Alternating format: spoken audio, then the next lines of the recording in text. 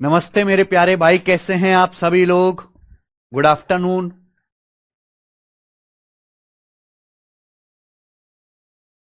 आज हमारी मेरे दोस्तों इस चैप्टर की आखिरी क्लास है। इसमें हम इलेक्शन के कुछ हाई लेवल के सवाल और कुछ मिसलिनियस क्वेश्चंस करेंगे और हम मेरे प्यारे भाई फिर इसको समाप्त करेंगे। चलिए, सवाल पढ़िए मेरे प्यारे भाई। सवाल यह है, दो उम्मीदवार के बीच। ये मेरे दोस्तों आज की क्लास का पहला टाइप। मैं आपसे कह रहा हूं, ये जो टाइप है ये मेंस स्पेशल है, यानी कि सबसे ज्यादा ये मेंस के पेपर में ही पूछा जाता है। ये वाला टाइप मेंस स्पेशल टाइप है जी ये। तो इसको बड़े प्यार से समझिएगा। बेस्ट तरीका बताऊंगा मेरे प्यारे भाई। देखिए, दो उम्मीदवार के बीच एक चुनाव में 20% ने अपना वोट नहीं डाला। दो लोगों के बीच चुनाव हुआ, 20% ने वोट नहीं डाला, 40 वोट इनवैलिड हो गए। विनर को पंजीकृत मतों का 42% प्राप्त हुआ, 112 वोटों से विजेता घोषित किया गया। हिंदी में पढ़ेंगे, winner received 42% of registered vote. Registered मतलब टोटल वोट का विनर को 42% मिला और वो 112 वोटों से जीता है। 112 वोटों से वो जीता है। तो आपसे पूछा रजिस्टर वोटर कितने हैं, यानी कि कुल वोटर कितने हैं। देखिए, इस सवाल में जो इनवैलिड वोट हैं वो एग्जैक्ट बताए गए कि 40 वोट इनवैलिड हैं। और विनर को मेरे प्यारे भाई, यहां पे विनर को टोटल वोटर का, वैलिड वोट का नहीं बोला, टोटल रजिस्टर वोटर का 42% मिला है और वो 112 वोटों से जीता है। दो कैंडिडेट के बीच एक चुनाव हुआ, 20% ने वोट नहीं डाला, 40 वोट इनवैलिड हो गए। जीतने वाले को मेरे प्यारे भाई टोटल वोट्स का, टोटल रजिस्टर वोट का 42% मिला, 112 वोटों से जीता। पूछा है कुल वोटर्स की संख्या कितनी है। मैं आपको बेस्ट मेथड बताता हूं, बेस्ट मेथड। देखिए, कुल वोटर 100% होते हैं। अगर एक चुनाव हो रहा है दो लोगों के बीच मेरे प्यारे भाई, तो उसमें रजिस्टर वोटर जो होंगे, जिनका वोटिंग लिस्ट में नाम होगा, वो 100% होगा। इस टाइप के सवाल को करने के लिए आपको कुछ नहीं करना, 100% को बराबर करना है। 100% में से 20% लोगों ने वोट नहीं डाला। 20% लोग ऐसे हैं जिन्होंने वोट नहीं डाला। 40 वोट इनवैलिड हो गए, 40 वोट्स वर डिक्लेयर्ड इनवैलिड। 40 वोट ऐसे हैं जो इनवैलिड हो गए, 40 वोट्स इनवैलिड हो गए। उसके बाद जीतने वाले को टोटल रजिस्टर वोटर का 42% मिला, यानी कि अगर टोटल 100% है तो 100% का 42%, 100% का 42% जीतने वाले को मिला, विनर को। विनर को 42% वोट मिला। बात आई समझ में। और विनर 112 वोटों से जीता है। इसका मतलब क्या है, अगर विनर को 42% वोट मिला है और वो 112 वोटों से जीता, यानी कि हारने वाले को विनर से 112 वोट कम मिला होगा। लूजर को, हारने वाले को विनर से 112 वोट कम मिला होगा। लूजर को कितना वोट मिला होगा, 42% से 112 वोट कम मिला होगा, 112। समझ में आया। आप बोलोगे यस सर समझ में आया है, कोई भी परेशानी नहीं है। ध्यान सुनिएगा मेरे प्यारे भाई। एक चुनाव में कुल वोटर 100% है, 100% को जोड़ के बराबर कर दो इस टाइप के सवाल में। 20% लोगों ने वोट नहीं डाला, 40 वोट आपके इनवैलिड हो गए। जीतने वाले को 42% वोट मिला और 112 वोटों से जीता, यानी कि हारने वाले को, जो हमारा लूजर है, उसको जीतने वाले से 112 वोट कम मिले। हारने वाले को इतने वोट मिले 42% से, जीतने वाले से 112 वोट कम मिले होंगे। और इन सब को जोड़ के, इन सब को जोड़ के ही मेरे प्यारे भाई 100% आना चाहिए। और ये मेरी टेक्निक होगी इस टाइप के सवाल को करने की। पूरी दुनिया में इससे बेस्ट मेथड नहीं है करने का।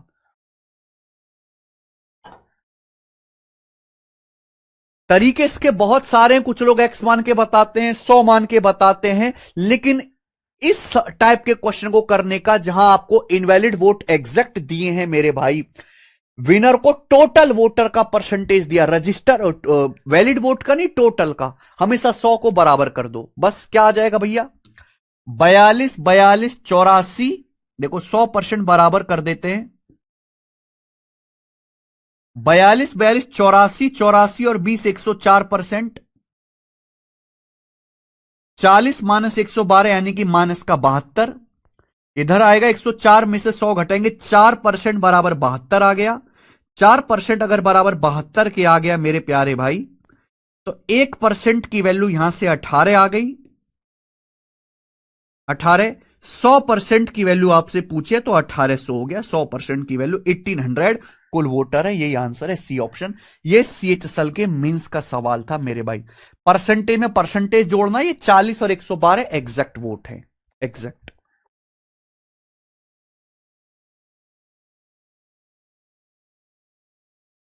एक स्टेप में हो जाएगा सवाल, ठीक है ना। एक स्टेप में कितना भी मुश्किल सवाल आए, कैसा भी डाटा आए, आप सब कर लोगे। आगे चलते हैं और सवाल मैं आपको दिखाता हूं। ये देखिए सवाल नंबर 30, ऐसा ही क्वेश्चन है मेरे प्यार भी। बताइए सीपीओ, ये जो सवाल आपके सामने स्क्रीन पर है, सीपीओ 2024 के प्री में आया है बच्चे। सीपीओ के प्री में आया, बताना। एक चुनाव में वोटिंग लिस्ट में शामिल 12% लोगों ने वोट नहीं डाला, यानी कि एक चुनाव में 12% लोगों ने वोट नहीं डाला। 84 voters 84 votes cast their ballot paper blank. क्या मतलब है? 84 वोटर्स ने बैलेट पेपर ब्लैंक डाले, यानी कि भाई किसी को वोट नहीं डाले, 84 वोट खाली डाल दिए उन्होंने। अगर खाली वोट डाल दिए तो वो इनवैलिड हो जाएंगे। ब्लैंक वोट डाल दिए 84, वो इनवैलिड हो गए। केवल दो ही कैंडिडेट थे, रामज्ञा और श्रवण। विनर रामज्ञा है। The winner Ramagya was supported by 54% of all the voters in the list. Ramagya ji को वोटिंग लिस्ट में जितने वोटर्स का नाम है, यानी कि टोटल वोट्स का 54% रामज्ञा को मिला। और रामज्ञा अपने जो विरोधी हैं श्रवण, उनसे 1456 वोटों से जीता। तो बताइए वोटिंग लिस्ट में कितने वोटर्स का नाम है। मान लीजिए वोटिंग लिस्ट में 100% वोटर है, 100%, और आपको 100% की वैल्यू निकालनी है। 100% वोटर्स का नाम है, तो 100% बराबर कर दीजिए मेरे भाई, सबको जोड़ के 100% आना चाहिए ना। 12% लोगों ने वोट डाले नहीं, 12% लोगों ने वोट डाले नहीं। 84 वोट आपके रिजेक्ट हो गए क्योंकि आपने ब्लैंक डाल दिए। 84 लोगों ने वोट ब्लैंक पेपर के। दो ही कैंडिडेट खड़े हुए थे। रामाज्ञा को कुल वोटर का 54% मिला। भाई अगर 100% है तो 100 में से रामाज्ञा को कितना मिला है? 54%, 54%, 54% रामाज्ञा को मिला।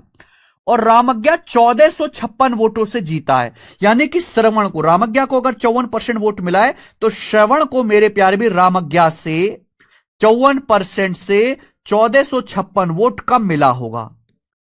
भाई अगर रामज्ञा 1456 वोटों से जीता है, इसका मतलब जो उनके हारने वाला कैंडिडेट है श्रवण, उसको रामज्ञा से 1456 वोट कम मिले। 54% माइनस 1456 वोट मिले हैं मेरे भाई। क्लियर? आप बोलोगे यस सर एकदम क्लियर है। तो ये जीतने वाले के वोट आप ध्यान से सुनिएगा। 12% लोगों ने वोट डाले नहीं, 84 आपके रिजेक्ट हो गए, इनवैलिड। 54% जीतने वाले को मिले, इतने वोट हारने वाले को मिले। तो इन सबको जोड़कर 100% ही तो आना चाहिए। इन सबको ऐड करके 100% ही तो आना चाहिए। आ गया मेरे भाई एक स्टेप में? आ गया कि नहीं आ गया? पूरी दुनिया में इससे आसान तरीका नहीं है, बस दिमाग लगाना है आपको हल्का सा। 54 54 108, 108 जमा 12 120% हो गया। 120%। 84 माइनस 1456 क्या आएगा मेरे प्यारे भाई? 6 में 4 गया 2, 15 में 60 गया 7, 1372 आ जाएगा मेरे भाई, 1372। ये 120 उधर जाएगा।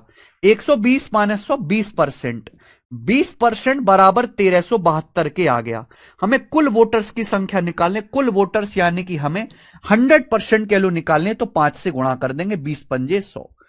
100% की वैल्यू 1372 का 5 गुना बच्चों 6500 और 360, 6860 आ गया। 6860 रुपी, 6860 कुल वोटर है। D option, D option.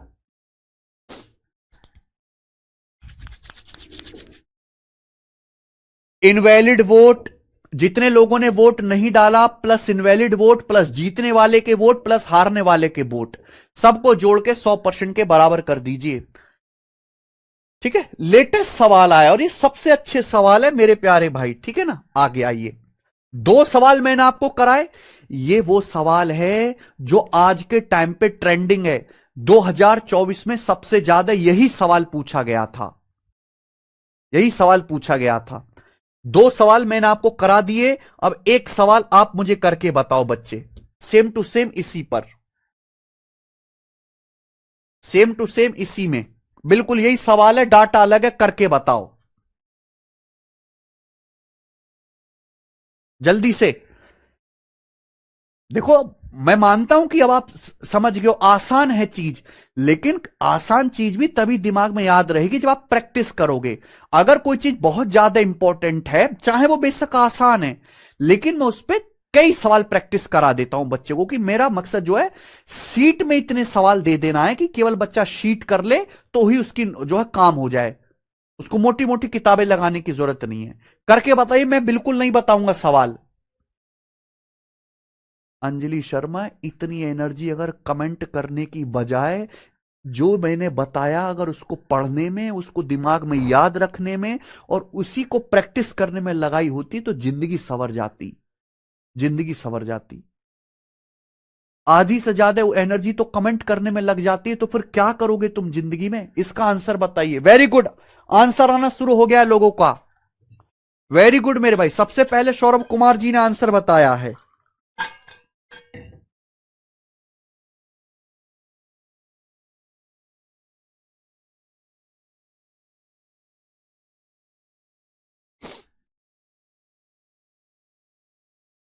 Rishabh sir, where is PNG? कौन सी पीएनजी? कोई पीएनजी नहीं देते भाई हम। खुद से शॉर्ट नोट्स बनाइए, खुद से शॉर्ट नोट्स बनाइए। पीएनजी वेस्टेज है, पीएनजी से तुम आलसी होते हो, मुझे नहीं देनी पीएनजी। जो भी हम क्लास में पढ़ाते हैं सारे कंसेप्ट खुद से कॉपी में लिखो और मुश्किल सवालों का नोट्स बनाओ, ठीक है? ए ऑप्शन, सब बच्चों का आंसर आ चुका है, 2 लाख, यही सवाल का आंसर है। क्लियर है? चलो, तो ये थे इलेक्शन के फिक्स टाइप के सवाल, ये थे मेरे प्यारे भाई इलेक्शन के फिक्स टाइप के सवाल जो पेपर में बार बार बार बार आते रहते हैं। अब मैं आपको कुछ क्वेश्चन कराऊंगा इलेक्शन के जो मिसलिनियस हैं, जो मिसलिनियस है, जिनका कोई सिर पैर नहीं है, और ऐसे मैं आपको 4 सवाल कराऊंगा मिसलिनियस। आ जाइए, सवाल नंबर 32, क्वेश्चन नंबर 32। ये सारे मिसलिनियस सवाल है, यानी कि एक एक दो दो बारी पेपर में आए हैं। इनमें केवल आपका कॉमन सेंस चलेगा, ये फिक्स टाइप के सवाल नहीं है, फिक्स टाइप के हो चुके। सीजीएल मेंस 2023 का क्वेश्चन है, हरि, कमल और ललित ने एक इलेक्शन लड़ा जिसमें 6050 वोट डले, कोई भी वोट इनवैलिड नहीं था। सवाल में बोला है Kamal got 42% more votes than the total votes obtained by Hari and Lalit together. 3 लोगों के बीच चुनाव हुआ, कमल, हरि, ललित, इन तीनों लोगों ने चुनाव लड़ा है। सवाल में क्या कहा गया है, अगर हम इस लाइन को पढ़ेंगे, Kamal got 42% more votes than the total votes obtained by Hari and Lalit together. 42% vote ज्यादा मिले कमल को हरि और ललित दोनों से मिलाकर। 42% की फ्रैक्शन वैल्यू क्या होती है? 42/100, 21/50 होती है। 42, 2% 1/50, 42% 21/50। कमल को हरि और ललित दोनों से मिलाकर मेरे प्यारे भाई 42% ज्यादा वोट मिले, यानी कि हरि और ललित को अगर 50 वोट मिले हैं, 50 वोट मिले हैं, तो 50 से 21 ज्यादा है, 50 से 21 ज्यादा कमल को 71 वोट मिले हैं। ये रेशियो है। कमल को हरि और ललित से 42% ज्यादा वोट मिले, 42% को फ्रैक्शन में लिख लिया 21/50, 21/50। तो हरि ललित को अगर दोनों को मिला के 50 वोट मिले हैं, दोनों को मिलाकर, तो कमल को 50 से 21 ज्यादा 71 वोट मिले हैं। सवाल में यह बोला गया है ललित को डाले गए कुल वोटों में से केवल 8% वोट मिले, ललित को केवल 8% वोट मिले। तो पूछा है हरि को प्राप्त वोटों की संख्या कितनी है, हरि को कितने वोट मिले? देखो मेरे भाई, कुल वोट 6050 है, कुल वोट चुनाव में कुल 6050 वोट डाले गए। तीनों लोगों को मिलाकर कितने वोट मिले? तीनों को 71 कमल को और इन दोनों को 50, तीनों को मिलाकर जो वोट मिले जोड़ो, 71 ये और 50 ये, 121, तीनों को मिलाकर 121 वोट मिले। 121 की वैल्यू 6050 है, 50 गुना, 50 टाइम्स 50 गुना 50 गुना। अगर ये 50 गुना हो गया मेरे भाई, तो 50 की वैल्यू भी 50 गुना होगी, 50 की वैल्यू भी 50 गुना होगी, 2500, 2500। हरि और ललित दोनों को मिलाकर 2500 वोट मिले, क्योंकि मेरा ध्यान केवल हरि पे है, हमारा ध्यान हरि भाई साहब पे है कि हरि को कितने वोट मिले, यही सवाल में पूछा गया है। सवाल में बताया ललित को केवल 8% वोट मिले, कुल वोट 6050 है, कुल वोट 6050 है। 6050 में से 8% वोट ललित को मिले, जो कि कितना होता है, पहले 6000 का 8% कर लो 480, फिर 50 का 8% कर लो 484, तो 484 वोट ललित को मिले। तो फिर हरि को कितने मिले होंगे? अगर इन दोनों को मिलाकर 2500 वोट मिले, हरि और ललित को 2500, जिसमें से 484 ललित के हैं, तो हरि के वोट है 2500 में से 484 माइनस कर दीजिए 2016, तो हरि को 2016 वोट मिले हैं, 2016। और यही आंसर था, कुछ भी नहीं था इस सवाल में, जो कुछ भी हो।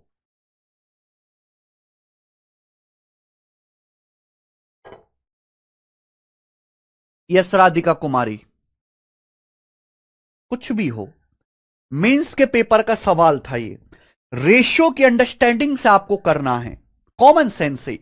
ये किसी टाइप का सवाल नहीं कि इसकी कोई जाति है, ये हाँ ये इस टाइप का सवाल है, नहीं।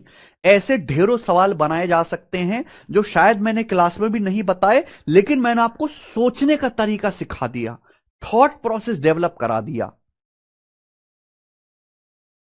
मेंस के पेपर में आया था। आगे चलेंगे। दो टाइप के सवाल होते हैं, एक फिक्स टाइप के, एक मिसलेनियस। मिसलेनियस जो है कोई नहीं कराता, केवल इसी बैच में आपको मिसलेनियस सवाल करने को मिलेंगे। पेपर में 90% फिक्स सवाल आते हैं, 10% मिसलेनियस क्वेश्चन आते हैं मेरे भाई, यानी कि नए। आइए बताओ, सवाल नंबर 33 सीजल 2022 के पेपर का सवाल है। 3 कैंडिडेट पी क्यू आर ने एक इलेक्शन लड़ा। पी ने क्यू से 35% ज्यादा वोट हासिल किए, आर को क्यू से 15% ज्यादा वोट मिले। पी ने आर को 2412 वोटों से हराया, पी ने आर को 2412 वोटों से हराया। ठीक है, सवाल में बोला है अगर 90% वोटर्स ने वोट किया है और कोई भी वोट इनवैलिड नहीं है, तो वोटिंग लिस्ट में कितने वोटर्स का नाम है? What was the number of voters in voting list? देखिए, एक चुनाव में 3 लोगों ने भाग लिया, पी क्यू आर, 3 लोग चुनाव लड़े। पढ़िए पहले, P got 35% more votes than Q and R got 15% more votes than Q, यानी कि दोनों का बेस Q है। P को Q से 35% वोट ज्यादा मिले, R को मेरे प्यार में Q से 15% वोट ज्यादा मिले। यानी कि अगर Q को 100 वोट मिले हैं, तो 100 से 35% ज्यादा 135 वोट P को मिले हैं। आर के जो वोट है क्यू से 15% ज्यादा, अगर क्यू को 100 वोट मिले तो 100 से 15% ज्यादा, 100 से 15% ज्यादा, यानी कि 115 वोट आर को मिले। ये पी क्यू आर को मिले वोटों की संख्या है, यानी कि पी क्यू आर के फेवर में जो वोट डाले गए हैं वो इस रेशियो में है। पी क्यू आर के फेवर में जो वोट डाले गए हैं वो इस अनुपात में। पी को क्यू से 35% ज्यादा, 100 से 35% ज्यादा 135, आर को क्यू से 15% ज्यादा। ये 5 से कट रहा है, ये रेशियो 5 से कट रहा है, तो 5 से काट लीजिए मेरे भाई। 5 से 135 27 बार चला गया, 5 से 100 20 बार चला गया, 5 से 115 23 बार चला गया। यानी कि पी क्यू आर को जो वोट मिले हैं वो इस रेशियो में है। ठीक है, ये मैं हटा देता हूं, मुझे इसकी कोई जरूरत नहीं है। इस रेशियो में पी क्यू आर तीनों को वोट मिले हैं। अब देखो, पी ने आर को 2412 वोटों से हराया। पी ने आर को कितने वोटों से हराया? अगर पी को 27 वोट मिले, आर को 23, तो पी ने आर को 4 वोटों से हराया। सवाल कह रहा है पी ने आर को 2412 वोटों से हराया, तो 4 की वैल्यू 2412 है, कितने गुना? 4 6 24, 0 4 3 12, 603 गुना, 603 गुना। तो आप 603 गुना है, आप ये पता लगाओ तीनों को मिलाकर कितने वोट मिले, तीनों को मिलाकर। तो पी क्यू आर तीनों को मिलाकर कितने वोट मिले? 27 और 23 50, 50 और 20 70, तो तीनों लोगों को मिलाकर 70 वोट मिले, 70। ओके, 27 और 23 50 हो गया, 50 और 20 70। 4 की वैल्यू 2412 है, 603 गुना, 2412 को 4 से भाग किया तो 70 की वैल्यू भी 603 गुना आनी चाहिए मेरे भाई। तो 7 छिंग 42 और 7 तिया 21, यानी कि 42,210 डाले गए वोट है, 42,210। ये सवाल इसलिए अच्छा है क्योंकि 42,210 आंसर नहीं आया है कि आप जो जोश में 42,210 आंसर लगा दो। ये डाले गए वोट आए हैं, डाले गए वोट पी क्यू आर तीनों के फेवर में। तीनों को मिलाकर जो वोट डाले गए, तीनों को मिलाकर जो वोट डाले गए वो 27, 20 और प्लस 23 70 यूनिट है, जिसकी वैल्यू 42,210 कुल वोट डाले गए। सवाल में पूछा है वोटिंग लिस्ट में कितने वोटर्स का नाम है। शायद आपने ये लाइन नहीं पढ़ी कि 90% वोटर्स ने ही वोट डाला है, 90% वोटर्स ने ही वोट डाला है, यानी कि 42,210 लोगों ने वोट डाला। यह टोटल वोटर का 90% है। टोटल वोटर्स के 90% ने ही वोट डाला है, जबकि वोट 42,210 लोगों ने डाला है। तो 42,210 टोटल वोटर का 90% है। आपसे 100% की वैल्यू पूछी थी, यह सवाल था एक्चुअल में, और इसलिए मैं ये बता रहा हूं 42,210 जो है 90% लोगों ने वोट डाला है, 90% की वैल्यू है। 1% की वैल्यू 90 से भाग करिए, 100% की वैल्यू निकालनी पड़ेगी भैया। 0 से 0, 9 चौक 36, 6 2 है भाई, तो 9 छिक्का 54, फिर 9 नाम 81, 46900, 46,900 है टोटल वोटर। ए ऑप्शन आ गया समझ में। These are miscellaneous questions. आगे चलेंगे। अगला सवाल है मेरे प्यारे भाई आपके सामने 34।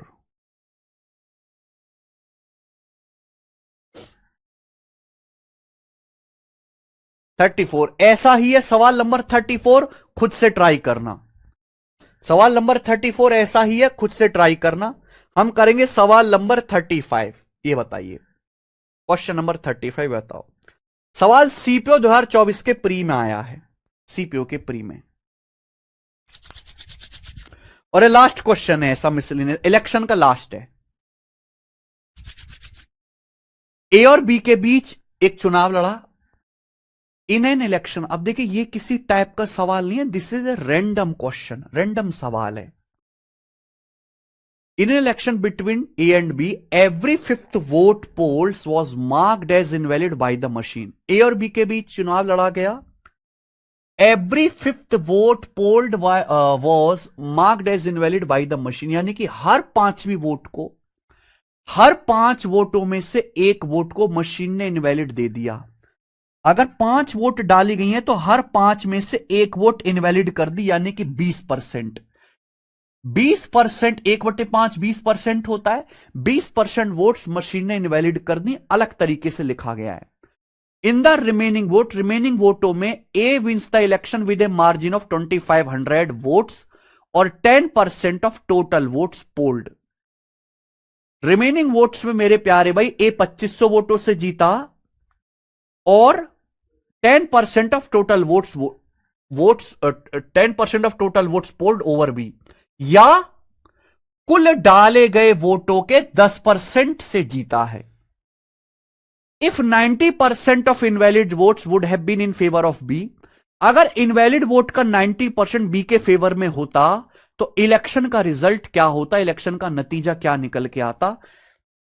परसेंटेज में बताना है। जब आपको परसेंटेज में बताना है तो इस बात की जो आपको कोई जरूरत नहीं है, इस बात की कोई जरूरत नहीं है मेरे भाई। आप सिंपल से बेसिक से करिए कि भैया माना एक चुनाव में टोटल 100 वोटर है, माना एक चुनाव में, डाटा बहुत आसान है, माना एक चुनाव में टोटल 100 वोटर है 100, माना एक्स मानना बिल्कुल बंद कर दीजिए, माना एक चुनाव में टोटल 100 वोटर है, 100 का 20% यानी कि 20 वोट इनवैलिड कर दिए, 20 वोट इनवैलिड कर दिए, यानी कि बाकी के बच्चे 80 वोट।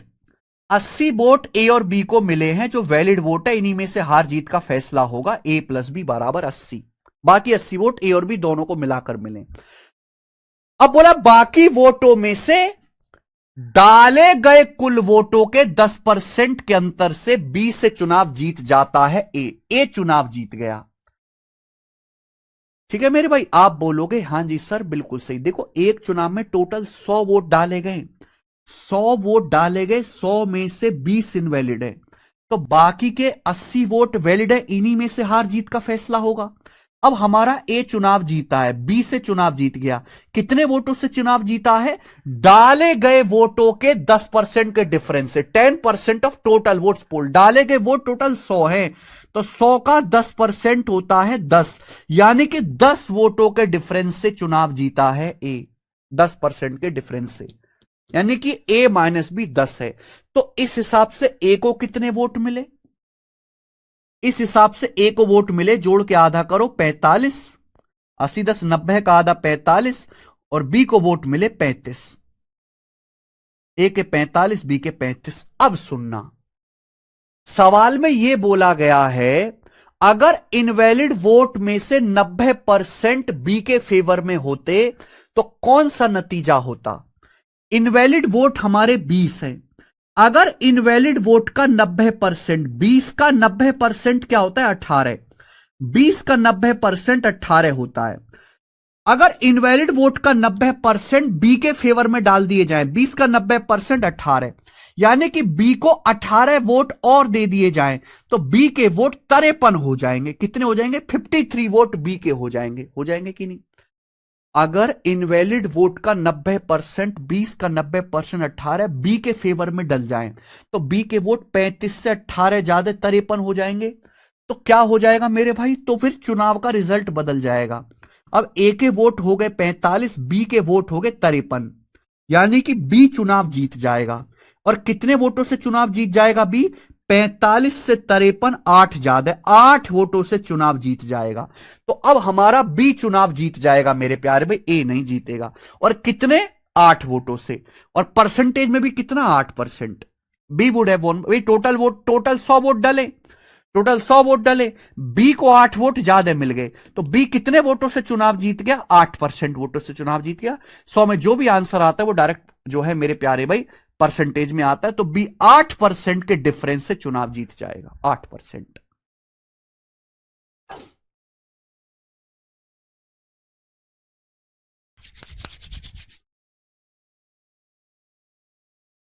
बढ़िया सवाल है मेरे प्यारे भाई।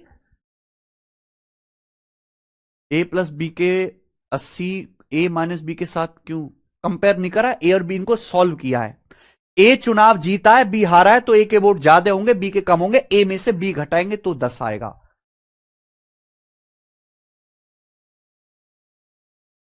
सीपीओ के पेपर का सवाल है भाई, दिल्ली पुलिस कांस्टेबल का। ठीक है,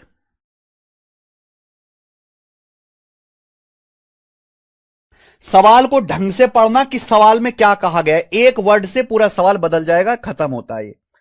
इसी के साथ इलेक्शन वाले क्वेश्चंस खत्म होते हैं। अब आगे चलेंगे मेरे प्यारे भाई, यहां से नेक्स्ट 36 37 38 तीन क्वेश्चन है मेरे प्यारे भाई, वो कमीशन के, कमीशन के। ठीक है, पता नहीं कमीशन के सवाल क्यों नहीं आते। कमीशन भी एक इंपॉर्टेंट कॉन्सेप्ट है, लेकिन उसके सवाल आते ही नहीं है पेपर में।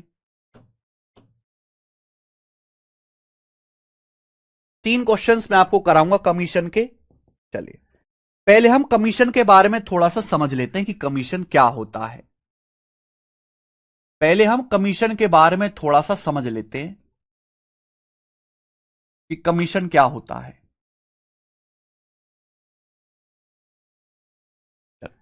देखो मेरे भाई, जब भी कंपनी कोई सामान बनाती है तो सेल्समैन हायर करते हैं उस सामान को बेचने के लिए। जैसे कि एप्पल कंपनी है, ये एप्पल कंपनी ने फोन बनाया 80,000 रुपए का।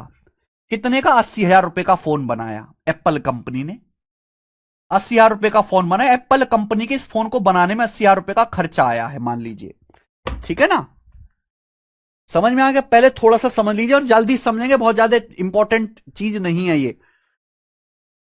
जब भी कोई कंपनी सामान बनाती है तो उसको बेचने के लिए सेल्समैन हायर करते हैं, वो घर घर जाके वेबसाइट पे, ऑनलाइन, फ्लिपकार्ट पे उसको बेचते हैं। जैसे एप्पल कंपनी ने फोन बनाया, सिहार को एक डीलर को बुला ले, अरे भाई आइए जरा हमारे फोन बेच दे। वो डीलर घर घर गया और उसने ये फोन 1 लाख रुपए का बेच दिया, 1 लाख में बेच दिया। यानी कि कंपनी को 80,000 का फोन बनाने का खर्चा आया और डीलर ने 1 लाख में बेच दिया ये फोन। समझ में आया? आप बोलोगे यस सर ये तो बढ़िया बात है। इसे कहते हैं टोटल सेल, कि डीलर ने 1 लाख रुपए की सेल कर दी। टोटल सेल, टोटल सेल या कुल बिक्री कहते हैं 100%, 100%। ठीक है भाई, समझ में आया? तो भाई 1 लाख रुपए में फोन बेच दिया तो इस हिसाब से कंपनी को 20,000 रुपए का फायदा हो गया। कंपनी को 20,000 का फायदा हो गया मेरे बच्चे। 80,000 का कंपनी को फोन बनाने में खर्चा आया था, डीलर ने 1 लाख में जाके बेच दिया 100%, जिसको हम कहते हैं टोटल सेल। लेकिन डीलर कहेगा भाई साहब मेहनत मैंने करी, तुमने अपना सामान बनाया, मेहनत मैंने करी, मुझे भी तो थोड़ा कट दो। तो इस 1 लाख रुपए में से मेरे प्यारे भी, इस 1 लाख रुपए में से मेरे प्यारे बच्चे क्या होता है, इस 1 लाख रुपए में से थोड़ा सा पैसा, मान लीजिए कि 5,000 रुपए डीलर को दे देते हैं, सेल्समैन को। 1 लाख में से 5,000 रुपए सेल्समैन को दे दिए, सेल्समैन को दे दिए। कंपनी भी खुश होगी कि भाई साहब चल तेने बढ़िया काम करा, हमने तो 80,000 का फोन बनाया था, तूने 1 लाख का बेच दिया, चल 5,000 रुपए तू रख ले। तो 5,000 रुपए सेल्समैन को दे दिए। तो बाकी कितना, बाकी 95,000 रुपए बचा। 1 लाख में से 5,000 रुपए हटाइए, बाकी 95,000 रुपए बचा, वो सेल्समैन ने कंपनी में जमा कर दिए, वो कंपनी में डिपॉजिट हो गया, कंपनी में डिपॉजिट हो गया। समझ में आया? आप बोलोगे यस सर बिल्कुल सही, ये होता है सेल्समैनी का हिसाब किताब। समझ में आया? अगर आपकी नौकरी नहीं लगी तो आपको यही काम करना पड़ेगा। एक कंपनी ने फोन बनाया, मान लीजिए एप्पल का, 80,000 रुपए का, सेल्समैन को दे दे, भाई घर घर जाके बेच इसे। सेल्समैन ने 1 लाख का बेच दिया, जितने में बेचा है वो है कुल बिक्री, टोटल सेल, जिसे हम 100% कहते हैं। अब सेल्समैन कहेगा भाई साहब मेरे को भी तो कुछ दो, मैंने मेहनत करी है। तो कंपनी कहती है ये ले 5,000 रुपए तू रख ले, बाकी 95,000 रुपए कंपनी के अकाउंट में डिपॉजिट करा दे। तो 100% अगर 1 लाख है तो 5% 5,000 है, यानी कि 5% सेल्समैन को कमीशन दे दिया। 1 लाख का 5,000 कितना परसेंट है? 5%।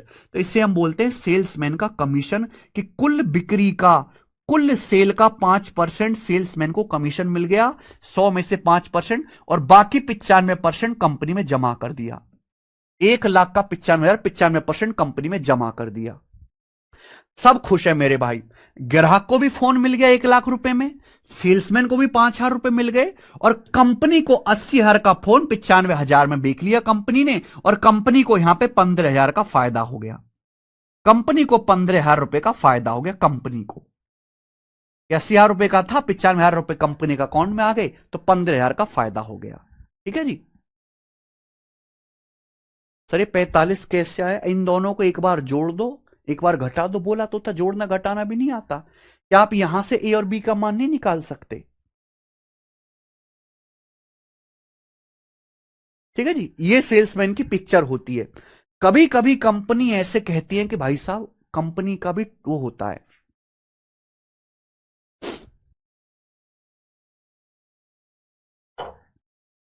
ये पूरी पिक्चर है। समझ में आ गया होगा, नहीं समझ में आया तो बाढ़ में जाइए। कंपनी अपने सेल्समैन को मोटिवेट करने के लिए ना टारगेट दे दिए कि भाई अगर आप कम सामान बेचोगे हम आपको कमीशन देंगे, अगर आपने बहुत ज्यादा बिक्री करी तो हम आपको बोनस देंगे। ऐसा होता है। मान लीजिए कि सपोज एक कंपनी, एक सेल्समैन ने 5 लाख रुपए की सेल करी, एक सेल्समैन ने 5 लाख रुपए की सेल करी है। सेल, सेल एक कंपनी ने एक सेल्समैन ने 5 लाख रुपए की सेल करी है।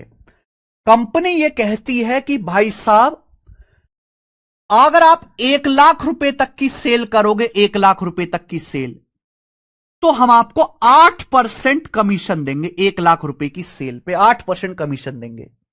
लेकिन 1 लाख रुपए से ज्यादा की जो सेल होगी, 1 लाख रुपए, एल मतलब लाख, 1 लाख रुपए से ज्यादा की जो सेल होगी, कंपनी कहती है कि हम उस पर आपको 8% कमीशन तो देंगे ही, लेकिन आपको 2% का एक्स्ट्रा बोनस भी देंगे। तो भाई अगर कंपनी ऐसा कुछ रखती है तो इससे सेल्समैन को मोटिवेशन मिलेगा कि भाई अगर मैं ज्यादा से ज्यादा सेल करूंगा तो मुझे बोनस ज्यादा मिलेगा, मेरा फायदा ज्यादा होगा। तो अगर ऐसा है तो मुझे बताओ सेल्समैन का कमीशन कितने रुपए हो जाएगा। एक कंपनी ये कहती है कि भाई अगर आप 1 लाख रुपए तक का सामान बेचोगे, सपोज किसी ने 70,000 का बेचा सामान, तो उसे 8% कमीशन दिया जाएगा। लेकिन 1 लाख रुपए से ऊपर की बिक्री पे, 1 लाख रुपए से ऊपर की जो बिक्री होगी उस पे 8% कमीशन तो देंगे ही देंगे, लेकिन 2% एक्स्ट्रा आपको मिलेगा बोनस के तौर पे, आपको बढ़िया काम करने के रूप में। एक सेल्समैन ने कुल 5 लाख रुपए की बिक्री करी है, तो बताओ उसका कमीशन क्या होगा। तो मेरे भाई 1 लाख रुपए तक, 1 लाख रुपए तक तो सेल्समैन को 8% कमीशन मिलने वाला है। अगर सेल्समैन ने कुल 5 लाख रुपए की बिक्री करी है, 5 लाख की, तो 1 लाख रुपए से ज्यादा का कितना अमाउंट है, 4 लाख रुपए। 1 लाख रुपए से ऊपर कितनी बिक्री करी है, 4 लाख रुपए। केवल इस 4 लाख रुपए पर मिलेगा 10% बोनस, 10% कमीशन मेरे भाई। 1 लाख रुपए की बिक्री तक 8%। 1 लाख से ऊपर की बिक्री होगी, अगर 5 लाख की सेल की है तो 1 लाख तक तो 8% मिलेगा। 1 लाख से ऊपर कितना सामान बेचा, 4 लाख का। इस 4 लाख रुपए पर 8% कमीशन तो है ही, 2% बोनस भी है। तो 8 जमा 2 हो गया 10%। यहां सेल्समैन को 10% मिल जाएगा, 10%। क्लियर है। तो सेल्समैन का कुल कमीशन हो जाएगा 8,000 रुपए, और 4 लाख का 10% यानी कि 40,000 रुपए। तो 48,000 रुपए सेल्समैन को कमीशन के फॉर्म में मिल जाएगा, 48,000 रुपए। समझ में आया, 48,000 रुपए।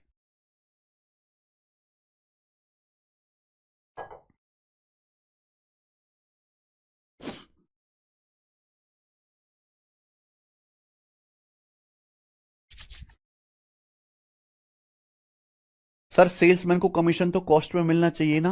अच्छा, किसने कहा। अंजलि पढ़ाई में तो तुम्हारा काम बर्बाद है ही, तुम बिजनेस में भी बर्बाद हो, तो ना बिजनेस में भी बर्बाद हो।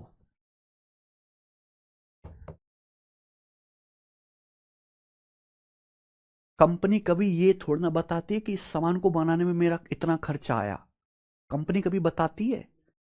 एप्पल का आईफोन 30,000 रुपए का बनता है। अब एप्पल वाला के खुले में आके चलाता है, 30,000 रुपए का फोन बनाया मैंने, ये मुझे इस फोन को बनाने में 30,000 का खर्चा आया है। तुम हिंदुस्तान के गरीब हो, तुम 2 लाख में खरीदो। कभी कहते हैं क्या।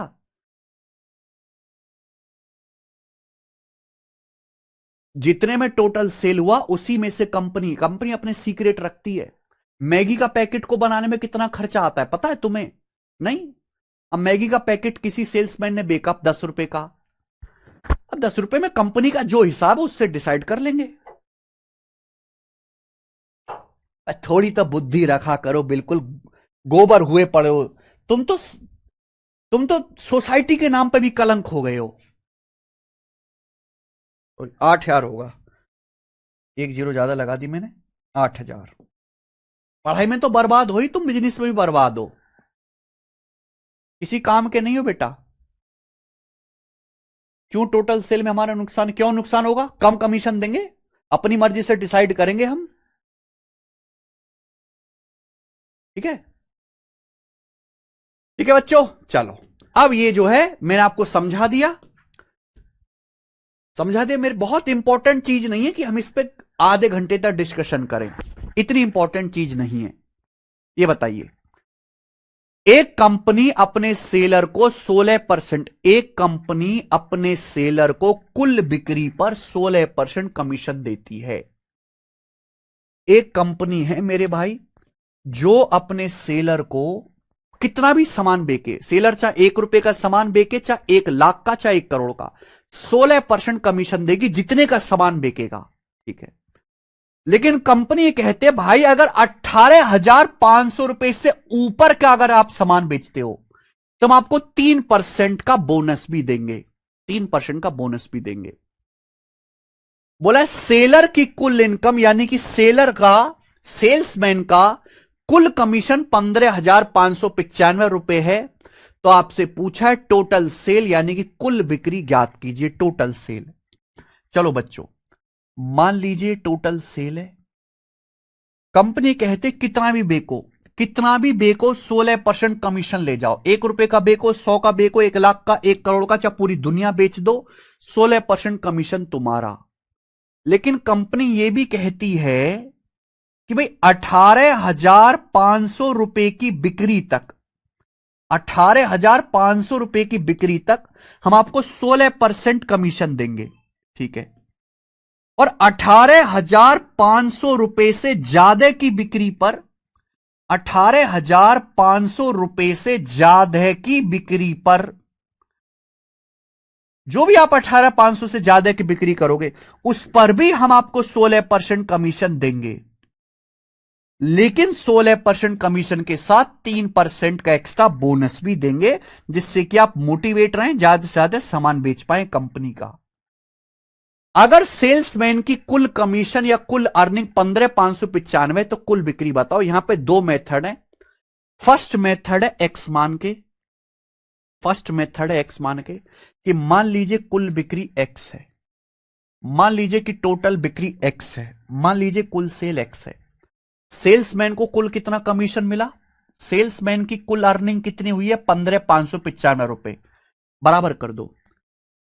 पहले 18,500 रुपए पर कितना कमीशन मिलना है 16%, 18,500 का 16%।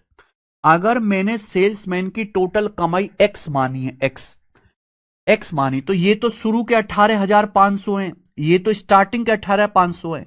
तो 18,500 से ऊपर की कितनी बिक्री आएगी? अगर कुल बिक्री एक्स है तो 18,500 से ऊपर की कितनी बिक्री आएगी? एक्स में से 18,500 घटाना पड़ेगा, माइनस करना पड़ेगा। भाई अगर टोटल सेल एक्स है, शुरू के 18,500 पे 16% मिलेगा। 18,500 से ऊपर की बिक्री कितनी होगी? एक्स में से 18,500 घटा दो, यानी कि इस x माइनस 18,500 रुपए पर कंपनी जो है 16% प्लस 3%, 16 जमा 3 19%, 16% कमीशन, 3% बोनस, 19% कमीशन दे देगी। 16% प्लस 3 19%, और ये बराबर होना चाहिए 15,595, ये बराबर होना चाहिए। ये कैलकुलेशन कर लो, आंसर आ जाएगा। एक कैलकुलेशन कर लो, आंसर आ जाएगा। बताओ आंसर करके क्या आ रहा है, जल्दी से आंसर करके क्या आ रहा है? 48,000, हाँ 1000 आएगा, मैंने एक जीरो बढ़ा दी, 48,000 रुपये। बताओ आंसर कैलकुलेशन करके क्या आ रहा है, कर लेना आप। ठीक है भाई, मैंने आपको समझा दिया।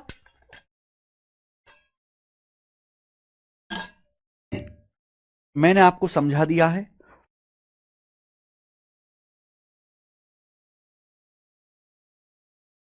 ठीक है,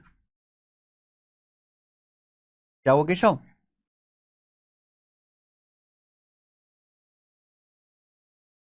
क्या हुआ? क्या?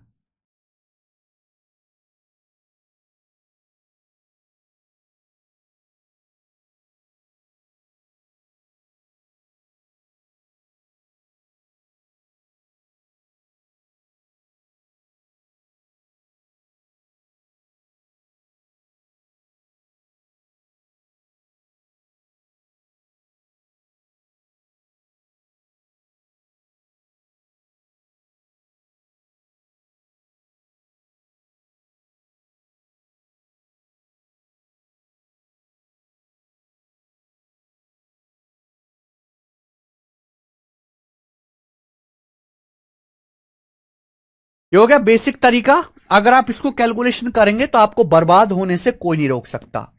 दूसरा मेथड है मेरे प्यारे भाई, शिफ्टिंग मेथड, जिसमें आपको दिमाग ज्यादा लगाना पड़ेगा, ज्यादा क्या, काफी ज्यादा दिमाग लगाना पड़ेगा, पर आंसर जल्दी आएगा। ठीक है भाई, दिमाग ज्यादा लगाना पड़ेगा पर आंसर जल्दी आएगा। कंपनी यह कह रही है कि 18,500 रुपए तक हम आपको 16% कमीशन देंगे। 18,500 रुपए से ज्यादा 16% कमीशन तो है ही, 3% बोनस भी देंगे। अब एक सेल्समैन की कुल अर्निंग 15,595 रुपए हुई। सेल्समैन की कुल अर्निंग 15,595 रुपए है। प्रॉब्लम क्या है इस सवाल में? प्रॉब्लम क्या है कि यहां सेल्समैन को मिल गया 16 जमा 3 19%, यहां मिल रहा है 16%। अब दोनों जगह अगर सेम होता तो आंसर आ जाएगा जल्दी। भाई अगर कंपनी यही कह दे कि भाई साहब आप कितना भी बेको, हम आपको कुल 19% ही देंगे, तो सवाल जल्दी होगा। यहां सवाल मुश्किल इसलिए कि यहां कमीशन है 16 जमा 3 18,500 से ज्यादा की बिक्री पे 19%, यहां 16%। दोनों जगह कमीशन को सेम करिए। अब ये अमाउंट तो मुझे पता ही नहीं है कि 18,500 से ऊपर की बिक्री क्या है, मुझे पता ही नहीं है। ये मुझे पता है कि 18,500 रुपए की बिक्री तक 16% कमीशन है। अब दिमाग सोचेंगे, शिफ्टिंग मेथड मतलब ऐसा तरीका कि हम सवाल को अपना आंसर लाने के लिए जबरदस्ती बदल दें। जबरदस्ती।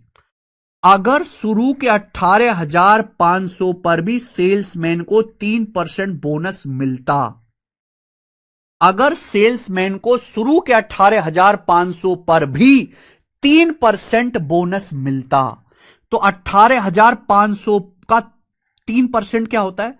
अगर सेल्समैन को शुरू के 18,500 पर भी 3% बोनस मिलता, 18,500 का 3% होता है जी 540 और 15 555 रुपए। अगर सेल्समैन को शुरू के 18,500 पर भी 3% बोनस मिलता, तो 18,500 का 3% होता है 555 रुपए। अगर सेल्समैन को स्टार्टिंग के मेरे प्यारे भाई 18,500 पर भी 3% बोनस मिलता, तो 18,500 का 3% होता है 555 रुपए मेरे भाई, 555 रुपए। तो मेरे प्यारे भाई ये बताइए, तो सेल्समैन का कितना अर्निंग हो जाता?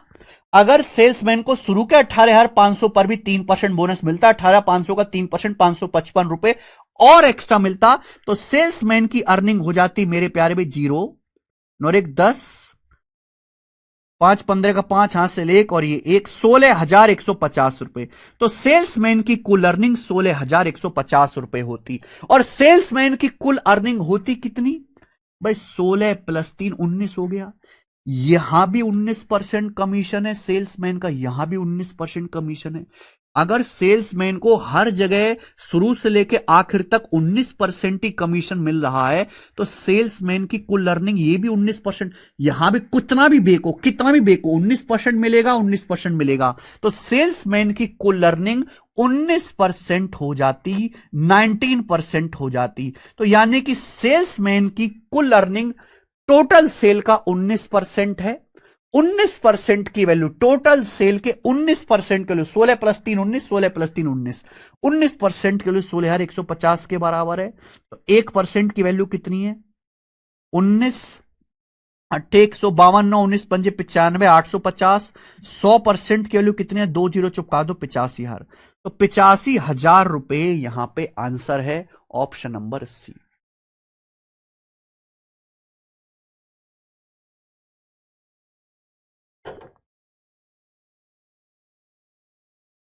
ये है smart method, this is smart method and this is कचरा मेथड।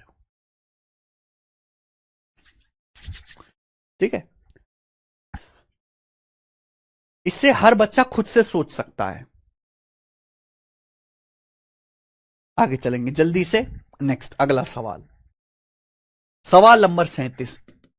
यही क्वेश्चन है, बस हल्का सा चेंज है मेरे भाई, यही क्वेश्चन है, हल्का सा चेंज है। देखो, एक कंपनी अपने सेल्समैन को कुल बिक्री पर 15% कमीशन और 18,000 से ऊपर की बिक्री पे 2% बोनस देती है। देखिए मेरे भाई, ये हो गया। एक कंपनी जो है सेल्समैन को कुल बिक्री पे 15% कमीशन देती है, 18,000 से ऊपर की बिक्री पर 2% बोनस भी देती है। यानी कि आप कितना भी सामान बेको, कितना भी बेको 15% कमीशन मिलेगा। यानी कि आप 18,000 रुपए तक बेकोगे सामान तो भी आपको 15% कमीशन मिलेगा, लेकिन 18,000 रुपए से ज्यादा की बिक्री करोगे, प्लस लगा दिया, यानी कि 18,000 रुपए से ज्यादा की बिक्री करोगे तो आपको 15% कमीशन प्लस एक्स्ट्रा 2% बोनस भी मिलेगा। यानी कि 18,000 रुपए तक तो 15% कमीशन मिलना ही है। आगे भी आपको 15% कमीशन मिलेगा, लेकिन 18,000 से ऊपर की बिक्री पर 2% बोनस भी मिलेगा। बोला है अगर सेल्समैन ने कुल बिक्री से अपना कमीशन घटा के कंपनी में 75,060 रुपए जमा किया तो कुल बिक्री ज्ञात कीजिए। कुल बिक्री आपसे पूछा है। यह पिछले सवाल से क्यों अलग है भाई? सेल्समैन पहले सामान बेचता है जिसे बोलते हैं टोटल सेल। टोटल सेल में से कुछ सेल्समैन रखता है, बाकी पैसा कंपनी में जमा कर देता है। टोटल सेल होता है 100%। 100% में सेल्समैन अपना कमीशन रखता है, बाकी का पैसा कंपनी में जमा कर देता है। तो मेरे भाई सेल्समैन ने कंपनी में अपना कमीशन हटा के 75,060 रुपए जमा किया है। तो पूछा कुल बिक्री क्या है। प्रॉब्लम यह है कि 18,000 से ऊपर की बिक्री पर मिल रहा है 15-17% कमीशन। यहां 18,000 तक मिल रहा है 15%। गलत बात है, ये सेम करना पड़ेगा। एक बात बताओ, अगर सेल्समैन को शुरू के 18,000 पर भी 2% बोनस मिलता, अगर सेल्समैन को शुरू के 18,000 पर भी 2% बोनस मिलता, शुरू के 18,000 पर भी, अगर सेल्समैन को स्टार्टिंग के 18,000 पर भी 2% बोनस मिलता तो 18,000 का 2% होता है 360 रुपए। अगर सेल्समैन को स्टार्टिंग के 18,000 पर भी 2% बोनस मिलता तो 18,000 का 2% होता है 360 रुपए। 360 रुपए होता है, आप बोलोगे यस सर। अगर सेल्समैन को स्टार्टिंग के 18,000 पर भी 2% बोनस मिलता 360 रुपए, अगर सेल्समैन को 360 रुपए एक्स्ट्रा बोनस मिलता तो सेल्समैन की जेब में जाता, वो कंपनी को नहीं दिया जाता। तो कंपनी के अकाउंट में 360 रुपए कम जमा होता। दिमाग लगाओ बेटा, दिमाग लगाओ। तो कंपनी के अकाउंट में 74,700 रुपए ही जमा होता। अगर सेल्समैन को शुरू के 18,000 पर भी 2% बोनस मिलता 360 रुपए, तो सेल्समैन के पॉकेट में 360 रुपए ज्यादा जाएगा, तो कंपनी के अकाउंट में 360 रुपए कम जमा होगा। कंपनी के अकाउंट में कितना पैसा जमा होगा? 74,700 रुपए ही डिपॉजिट होगा कंपनी के अकाउंट में। अच्छा, सेल्समैन को कितना कमीशन मिला? 15-2 17%, ये 17%, यानी कि सेल्समैन को कुल बिक्री पे 17% कमीशन मिला। सेल्समैन को कुल बिक्री पे 17% कमीशन मिला। अगर सेल्समैन को 100% की सेल में 17% कमीशन मिल गया तो बाकी का 83% कंपनी में जमा कर दिया, बाकी का 83% कंपनी में डिपॉजिट कर दिया। और कंपनी में डिपॉजिट कितना किया है? 74,700 रुपए। तो 83% की वैल्यू 74,700 है, तो 1% की वैल्यू कितनी है? 83 निम्मा जाएगा भाई, 720 और 27, 900, 900। 100% के लिए 100 से गुणा कर देंगे 90,000। तो कुल सेल 90,000 रुपए की है और यही आंसर है पहला।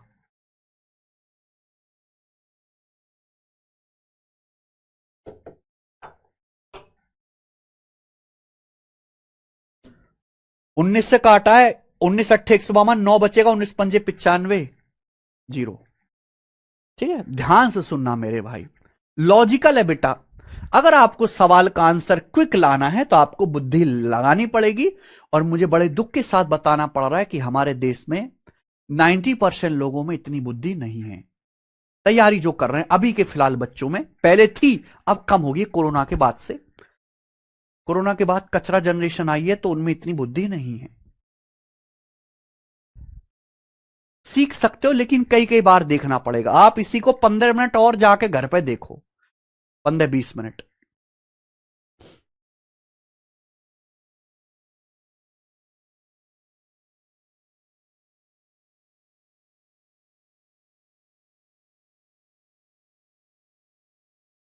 ठीक है, ओके, ये पिछले से थोड़ा सा अलग है। आगे चलेंगे। सवाल नंबर है मेरे प्यारे भाई यहां पर 38 नंबर क्वेश्चन। 38 नंबर क्वेश्चन इसी पर बेस्ड है, खुद से ट्राई करना। 38 नंबर सवाल अब आप खुद से ट्राई करना, मैंने आपको ये बता दिया। अब हम यहां से आगे चलेंगे मेरे प्यारे भाई। सवाल नंबर 39, ये चैप्टर हो चुका है एंड। ये है परसेंटेज के मिसलिनियस क्वेश्चंस। हालांकि मिसलिनियस क्वेश्चंस और भी हैं, लेकिन मैंने कुछ ही मिसलिनियस क्वेश्चंस शीट में डाले हैं। अगर आप खुद से करना चाहते हैं तो ये प्रीवियस ईयर की बुक है, इसमें से आप मिसलेनियस क्वेश्चन खुद से ट्राई कर सकते हैं।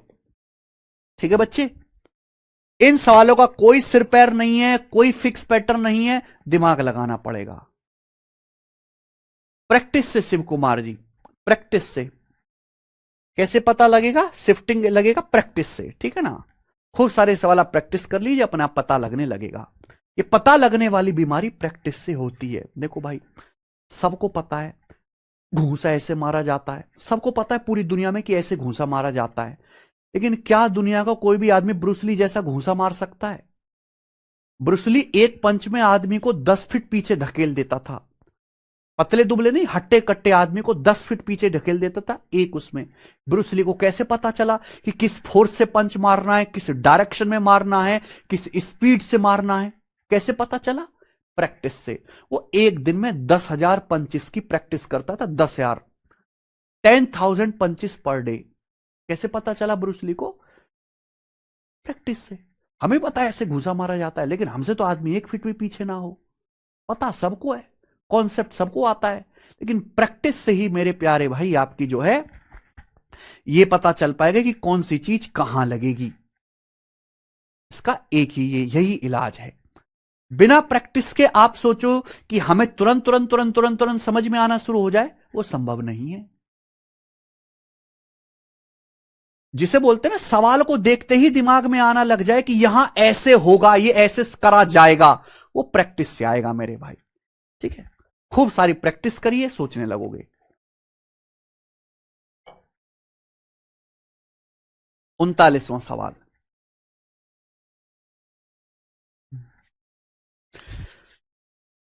सॉल्व है क्वेश्चन अवधेश कुमार जी। इस किताब में क्वेश्चन का सॉल्यूशन भी दिया गया, केवल क्वेश्चन क्वेश्चन नहीं है प्रीवियस ईयर के, सॉल्यूशन भी है। क्वेश्चन के नीचे नहीं है, अलग से सॉल्यूशन दिया गया जिससे कि आप सवाल प्रैक्टिस करते समय टीपो ना सवाल। अब जैसे मैंने परसेंटेज पूरा पढ़ा दिया मेरे भाई, घातांक करनी पूरा पढ़ा दिया, अब इसमें परसेंटेज चैप्टर के 333 सवाल हैं, 333 क्वेश्चंस। अब आपके पास ये किताब अगर है तो इसमें से जो जो, हालांकि मैंने सब करा दिया है, पर जो आपको लगे इसमें से 50, 60, 30, 40 सवाल कुछ तो अच्छे लगेंगे, उनको मार्क करके केवल उनको बना लो। ठीक है, एक शहर में 60% आपके मेल हैं, बाकी फीमेल हैं। मैरिड मेल का नॉन मैरिड मेल से रेशो 5:7 है, मैरिड फीमेल का नॉन मैरिड फीमेल से रेशो 2:3 है। तो आपसे पूछा टोटल पॉपुलेशन का कितना परसेंट मैरिड है। देखो सवाल का डाटा बहुत आसान है, तो 100 मान के करते हैं। मान लीजिए कि एक शहर यानी कि एक गांव में टोटल 100 लोग हैं। अब 100 में से 60% मेल है, बाकी फीमेल है, तो 100 में से 60 आपके मेरे दोस्तों मेल हैं, बाकी का 40 देखिए आपकी फीमेल है, 40। आगे सवाल क्या बोला गया है? सवाल में आगे बोला गया है मैरिड मेल का नॉन मैरिड मेल से रेशो 5:7 है, और मैरिड फीमेल का नॉन मैरिड फीमेल से रेशो 2:3 है।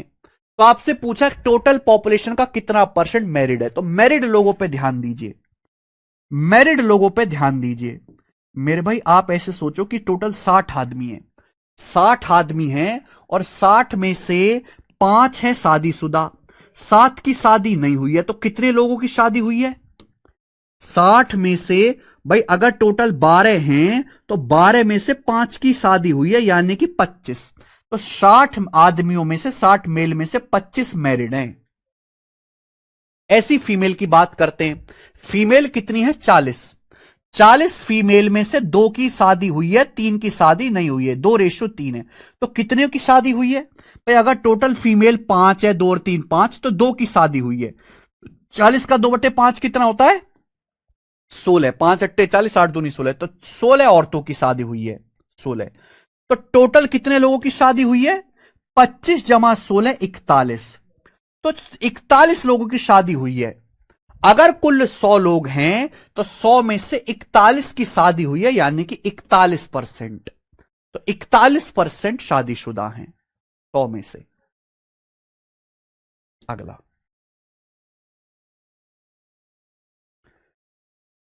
देखो ये बहुत आता है, किसी भिन्न के अंश को 12% बढ़ाया जाता है, हर में 8% कमी की जाती है, तो एक नई फ्रैक्शन 16/17 आती है। तो आपसे पूछा ऑर्जल फ्रैक्शन क्या है। ऑर्जल फ्रैक्शन भाई, फ्रैक्शन का मतलब अंश बटे हर। माना ये न्यूमरेटर है, डिनोमिनेटर है। ये एक फ्रैक्शन का न्यूमरेटर है अंश, और ये डिनोमिनेटर है हर। अब एक भिन्न के न्यूमरेटर में वो 12% बढ़ाया है। 100% को 12% बढ़ाओगे तो न्यूमरेटर कितना हो जाएगा, 112%। डिनोमिनेटर को 8% कम किया जाता है। 100% को 8% कम करोगे तो कितना हो जाएगा, हर डिनोमिनेटर 92% हो जाएगा, 92%। तो एक नई फ्रैक्शन आती है मेरे भाई, नई भिन्न आती है 16/17। नई भिन्न 16/17।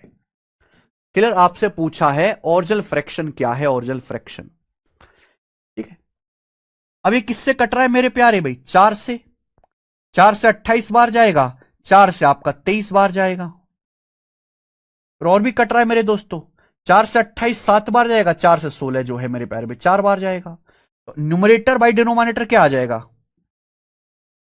23 उधर आएगा, 23 चौका 92 बटे 7 नीचे आ जाएगा, 17 7 119, 92/119। ये ओरिजिनल फ्रैक्शन आ गई 92/119, पहला ऑप्शन। ठीक है, कुछ भी नहीं है सवाल में, बट ये किसी टाइप को फॉलो नहीं करते सवाल। ये बताइए मेरे बच्चों, सवाल नंबर 41, 41 क्वेश्चन करेंगे। ये सीजल के पेपर का पूछा हुआ 2023 का मिसलेनियस।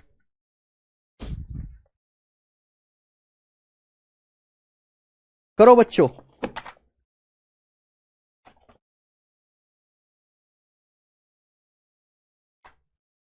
बुक का 104 106 करा दो। बुक का 104 106 देखते हैं आप भी क्या पूछना चाह रहे हैं इसमें।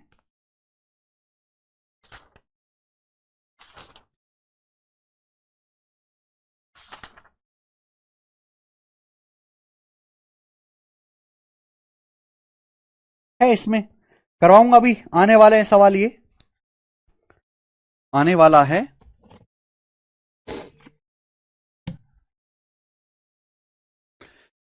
साल 2020 से 2021 तक एक देश की जनसंख्या में P% की कमी हुई और देश बी की जनसंख्या में Q% की कमी हुई। P Q से ज्यादा है, P is greater than Q, P Q से बड़ा नंबर है। मान लीजिए X दिए गए साल में A की जनसंख्या का देश B की जनसंख्या से अनुपात है। तो 2020 से 2021 तक X में परसेंटेज कमी कितनी है।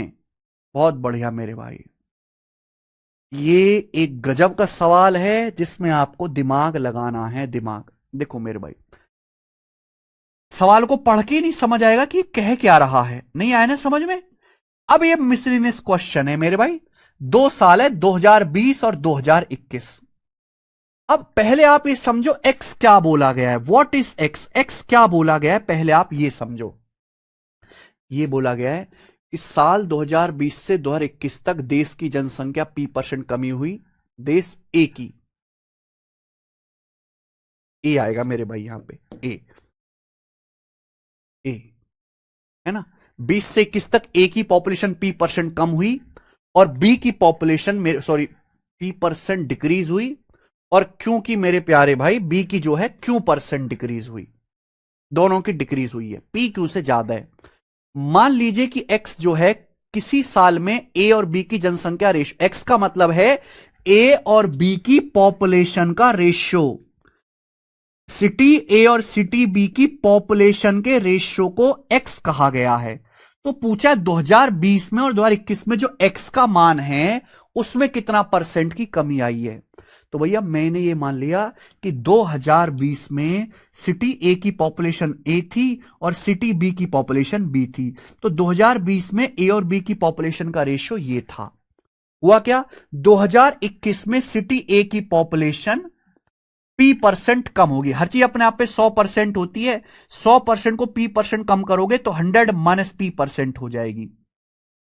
और 2021 में बी की पॉपुलेशन Q% कम हो गई, यानी कि बी की पॉपुलेशन Q% कम होगी। हर चीज 100% होते, 100 को कम करोगे तो 100 माइनस Q% हो जाएगी मेरे भाई। समझ में आया? तो 2021 में ए और बी की पॉपुलेशन का रेशियो ये हो जाएगा मेरे भाई। पूछा है 2000, ये 2020 में एक्स का मान है, 2021 में एक्स का मान है। What is x? X is किसी भी साल में ए और बी का रेशियो, ए और बी की पॉपुलेशन के रेशियो को ही एक्स कहा गया है। ये 2020 में एक्स का मान है, ये 2021 में है। बोला 20 से 21 तक एक्स में परसेंटेज चेंज कितना है, एक्स में परसेंटेज कमी कितनी है, आप इसका रेशियो ले लीजिए। ए से ए कट जाएगा, बी से बी कट जाएगा, परसेंटेज से परसेंटेज कट जाएगा। मैंने आपको बताया जब भी कुछ ऐसा होता है क्रॉस मल्टीप्लाई हो जाती है। 100 minus Q, 100 minus Q ratio 100 minus P. ठीक है भाई। अब बोला है 2020 से 2021 तक एक्स में परसेंटेज कमी, यानी कि कम हुआ है मेरे भाई। 20 से 21, अगर 2020 में एक्स का मान ये था तो अब ये हो गया, तो कितना कम हुआ? पहले 100 माइनस क्यों था, पहले 100 माइनस क्यों था मेरे भाई, कम हुआ है, परसेंटेज कम हुआ, यानी कि पहले वैल्यू ज्यादा थी अब वैल्यू कम हो गई होगी। परसेंटेज डिक्रीज कब होगा? जब पहले वैल्यू ज्यादा थी अब कम हो गई होगी। वैसे भी पी का मान बड़ा है क्यों से, अगर 100 में से बड़ी संख्या घटाओगे छोटा आएगा, 100 में से छोटी संख्या घटाओगे क्यों छोटी संख्या है बड़ा आएगा। तो कितना कम हुआ? 100 माइनस क्यू में से आप माइनस करो 100 माइनस पी, माइनस करेंगे 100 कट जाएगा, minus minus plus P minus Q, तो ये पी माइनस क्यू का डिक्रीज आया। पहले 100 माइनस क्यू था, परसेंटेज में गुणा 100%, तो पी माइनस क्यू बटे 100 माइनस क्यू गुणा 100, यानी कि ऑप्शन नंबर ए करेक्ट है, ए आंसर है, ए। ठीक है बच्चे, अच्छा सवाल है ये, गजब का क्वेश्चन है। ये बताओ जरा, 42वां बहुत इंपॉर्टेंट सवाल है मेरे भाई। ये सवाल ना कई बार स्टेट एग्जाम में आया है, बैंकिंग में आया है। गजब सवाल, मतलब इस सवाल से दिमाग खुलेगा। हर दिन एक आम बेचने वाला अपने स्टॉक का आधा हिस्सा बेचता है, रात में स्टॉक का 10% सड़ जाता है, खराब हो जाता है रात में। अगर 3 रात में 1983 मैंगोज रोटेड ओवर 3 नाइट, अगर 3 रात में कुल 1983 आम खराब हुए हैं, तो पूछा है फर्स्ट डे, पहले दिन शुरुआत में उसके पास कितने आम थे। अब बताते हैं मेरे भाई। देखो, मान लीजिए आपने की नौकरी नहीं लगी, आपने आम बेचने का काम शुरू कर दिया, आप आम बेचते हो, आप हर दिन आधे आम बेच देते हो, आप हर दिन आधा स्टॉक बेच देते हो, आधा स्टॉक बेच दिया दिन में, रात को घर पे जाके सो गए, रात को 10% यानी कि 1/10 सड़ जाता है। फिर अगले दिन बचे आम का आपने आधा बेच दिया, हाफ बेच दिया, फिर रात को 10% यानी कि 1/10 सड़ जाता है। फिर तीसरे दिन आपने आधा स्टॉक बेच दिया, रात को घर आके सोए, 10% यानी कि 1/10 सड़ जाता है। सवाल में बोला गया कि भाई 3 रात में 3 नाइट में 1983 आम खराब हुए, स्टार्टिंग में कितने आम थे, ये सवाल है हमारे भाई।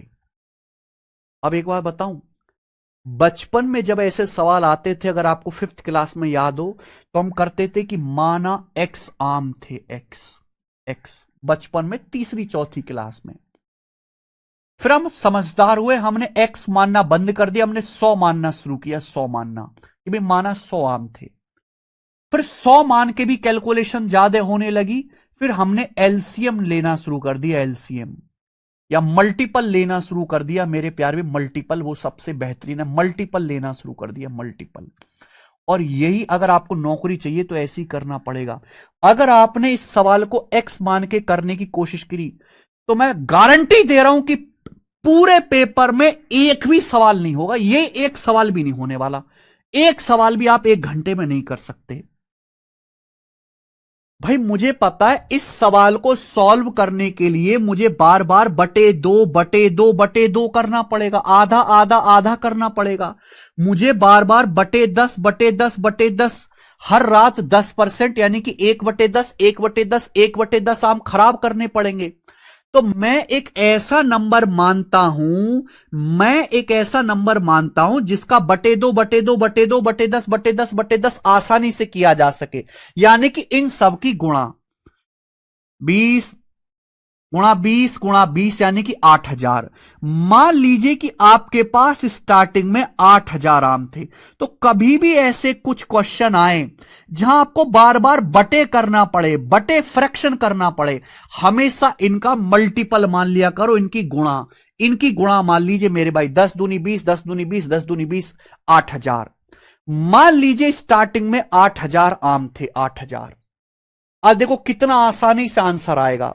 हमें यह देखना है 3 रात में कितने आम सड़े। मान लीजिए स्टार्टिंग में 8,000 आम थे, आप बेचने गए, पहले दिन आधे बेच दिए, 8,000 में से आधे 4,000 बेच दिए, तो 4,000 बचे। अगर आपने पहले दिन आधे 4,000 बेच दिए, 4,000 बचे। रात को 4,000 बचे। रात को 4,000 का 10%, 4,000 का 10% कितना होता है? 400 खराब हो गए।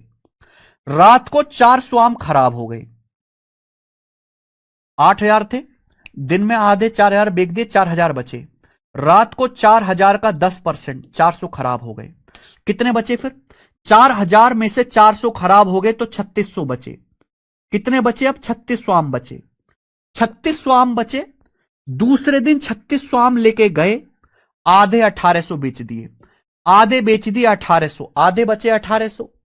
आधे आम 1,800 बचे रात को मेरे भाई। दूसरे दिन 1,800 का 10%, 180 आम खराब हो गए। अगली रात को 180 आम खराब हो गए।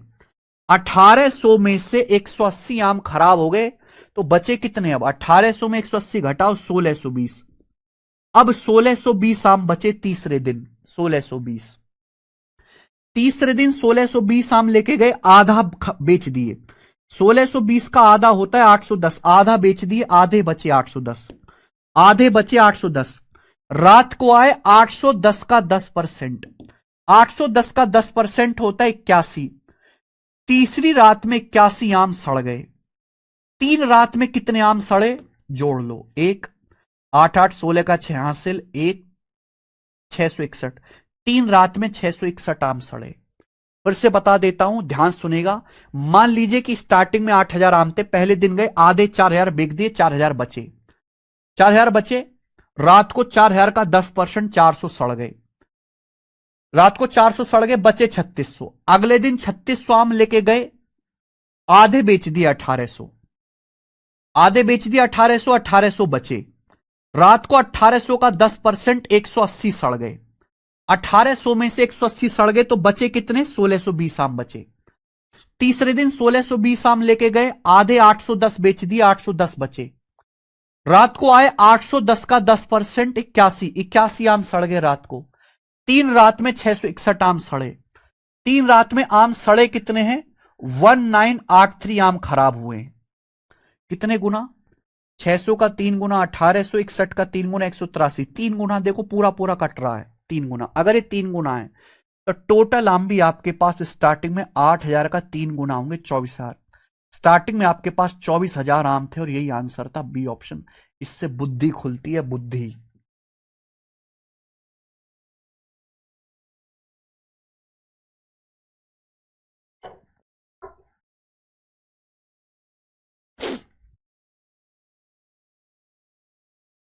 मुझे लगता है आपकी बुद्धि खुली होगी, खुलनी ही चाहिए मेरे भाई। मिसलेनियस सवाल है।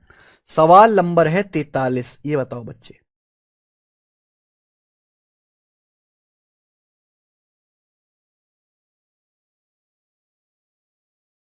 शहर बी की जनसंख्या ए से 56.25% ज्यादा है। अगले 2 सालों में ए की जनसंख्या हर साल X% बढ़ती है। बी की जनसंख्या हर साल उतने ही परसेंट, यानी कि X% से बी की हर साल कम हो जाती है।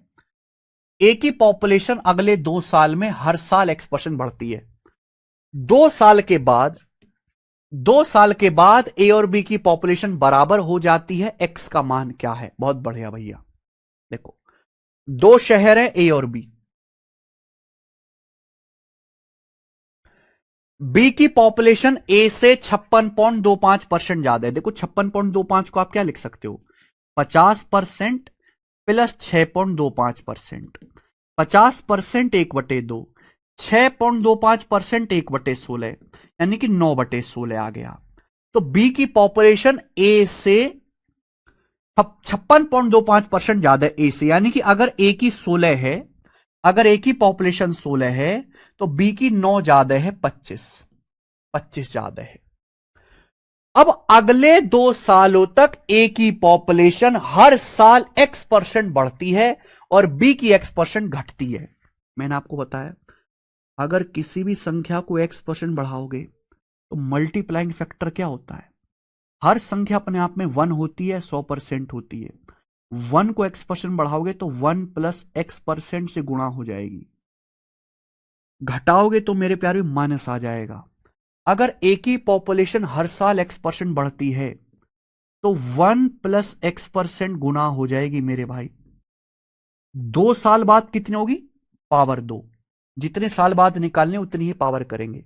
बी की पॉपुलेशन हर साल x% घटती है, अगर अभी 1 है तो x% घट जाएगी। 2 साल बाद कितनी होगी, पावर 2। 3 साल बाद निकालना है, पावर 3। 4 साल बाद निकालना है, पावर 4।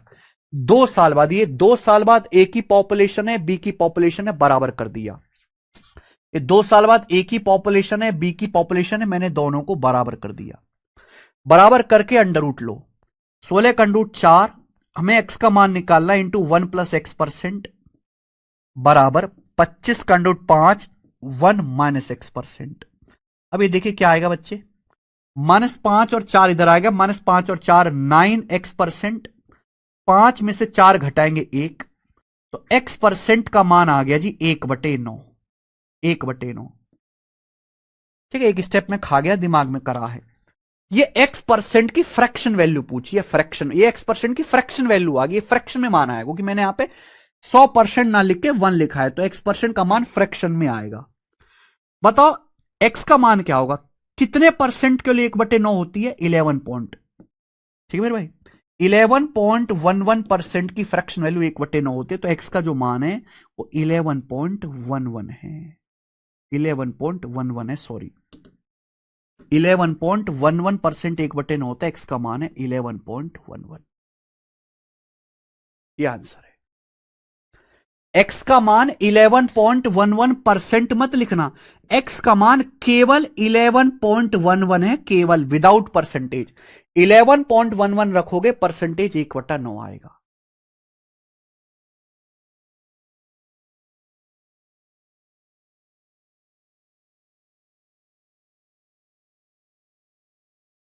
ठीक है जी, आप बोलोगे यस सर बहुत बढ़िया, ये तो आसान सी बात थी, हम आगे चलेंगे। सवाल है आपके सामने यहां पे 44 करो जरा।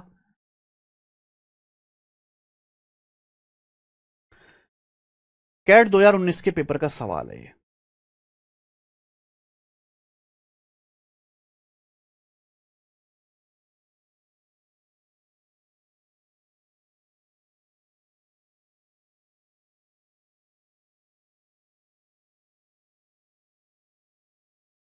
सर आप एक्स मानकर 43 क्वेश्चन क्यों सोल्व किए, इसके अलावा और कोई रास्ता नहीं है ना भाई, 2 साल बाद का है ना कहानी, 2 साल बाद की कहानी है, ठीक है जी, क्योंकि ये अलग है, क्योंकि एक जगह बढ़ाना है, एक जगह घटाना है, दोनों जगह अलग अलग परसेंटेज चेंज करना है, 2 जगह अलग अलग परसेंटेज चेंज करना है, और आपको परसेंटेज ही नहीं पता क्या है तो कुछ मानना पड़ेगा, ठीक है, ये कारण है। बढ़िया सवाल है बेटे भाई, घबराना नहीं कि सर तो एमबीए का सवाल करा रहे हैं, हम तो कांस्टेबल की तैयारी कर रहे हैं। सवाल इतना बढ़िया और इतना अच्छा है कि आपके पेपर में भी आ सकता है। देखिए, जॉन को रेगुलर काम करने के 57 रुपए हर घंटे मिलते हैं,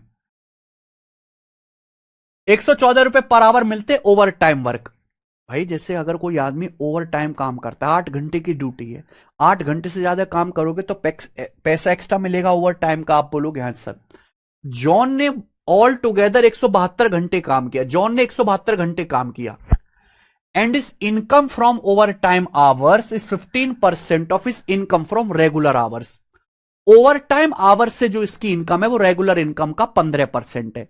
तो पूछा कितने घंटे ओवर टाइम किया। देखिए दो तरीके से पैसा कमाता है, एक तो मेरे प्यारे में वो रेगुलर काम करके और एक ओवर टाइम काम करके। सवाल में बोला है कि भाई ओवर टाइम आवर्स में काम करके जो उसकी इनकम है वो मेरे प्यारे भाई रेगुलर आवर्स की इनकम का 15% है। 15% आप समझते हैं, 3/20। ओवर टाइम इनकम से काम करके, ओवर टाइम आवर्स में काम करके जो उसकी इनकम है रेगुलर आवर्स की इनकम का 15% है। यानी कि रेगुलरली अगर उसने काम करके 20 रुपए कमाए तो 20 का 15% 3, ओवर टाइम में 3 रुपए कमाए। जबकि अगर मैं पर आवर इनकम की बात करता हूं, पर आवर, अगर मैं उसकी पर आवर इनकम की बात करता हूं तो रेगुलर में हर घंटे काम करने के 57 रुपए मिलते हैं, और टाइम में पर घंटे 114 रुपए मिलते हैं। यानी कि पर घंटे रेगुलर, प्रति घंटे रेगुलर और ओवर टाइम में जो कमाई है उसका रेशियो 1:2 है। क्या है रेशियो? 1:2 है। क्या आप मुझे यह पता लगा सकते हो कि वो कितने घंटे काम करता है? क्या आप उसके वर्किंग आवर्स मुझे बता सकते हो? वर्किंग आवर्स का रेशियो, भाई टोटल कमाई को पर घंटे की कमाई से डिवाइड कर दो। मान लीजिए कि आपको हर घंटे 25 रुपए मिलते हैं, 25 रुपए हर घंटे काम करने के, और आपको 200 रुपए मिले टोटल 200, तो आपने कितने घंटे काम किया होगा? 200 को 25 से भाग करेंगे, आपने 8 घंटे काम किया होगा। बट टोटल कमाई का रेशियो ये है, पर आवर की कमाई का रेशियो है। भाग देंगे तो ये पता लग जाएगा कि आप कितने आवर्स काम कर रहे हैं। और दो रेशियो को डिवाइड करने का तरीका मैंने सिखाया, क्रॉस मल्टीप्लाई। 20 दूनी 40, रेशियो 3 एकम 3, ये वर्किंग आवर्स का रेशियो आ गया। यानी कि उसने टोटल कितना काम किया है? 40 रेगुलर है, ओवर टाइम 3 है, 40 + 3 43, जबकि कुल मिलाकर ऑल टुगेदर 172 घंटे काम किया है। 43 केवल 172 है, 4 गुना। तो ओवर टाइम कितना किया है? 3 यूनिट। 3 की वैल्यू भी 4 गुना आएगी, 12 घंटे। तो उसने 12 घंटे जो है ओवर टाइम काम किया है। पहला ऑप्शन 12 घंटे।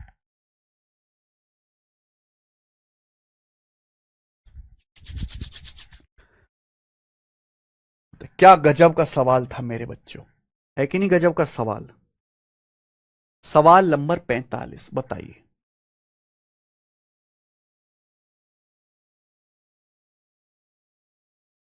3 क्वेश्चन और हैं, कर लेते हैं चुपचाप, कुछ भी 3-5 नहीं करेगा कोई। सीजीएल 2023 के प्री का सवाल है ये, और ये मुश्किल सवाल है बच्चे, बनाइए।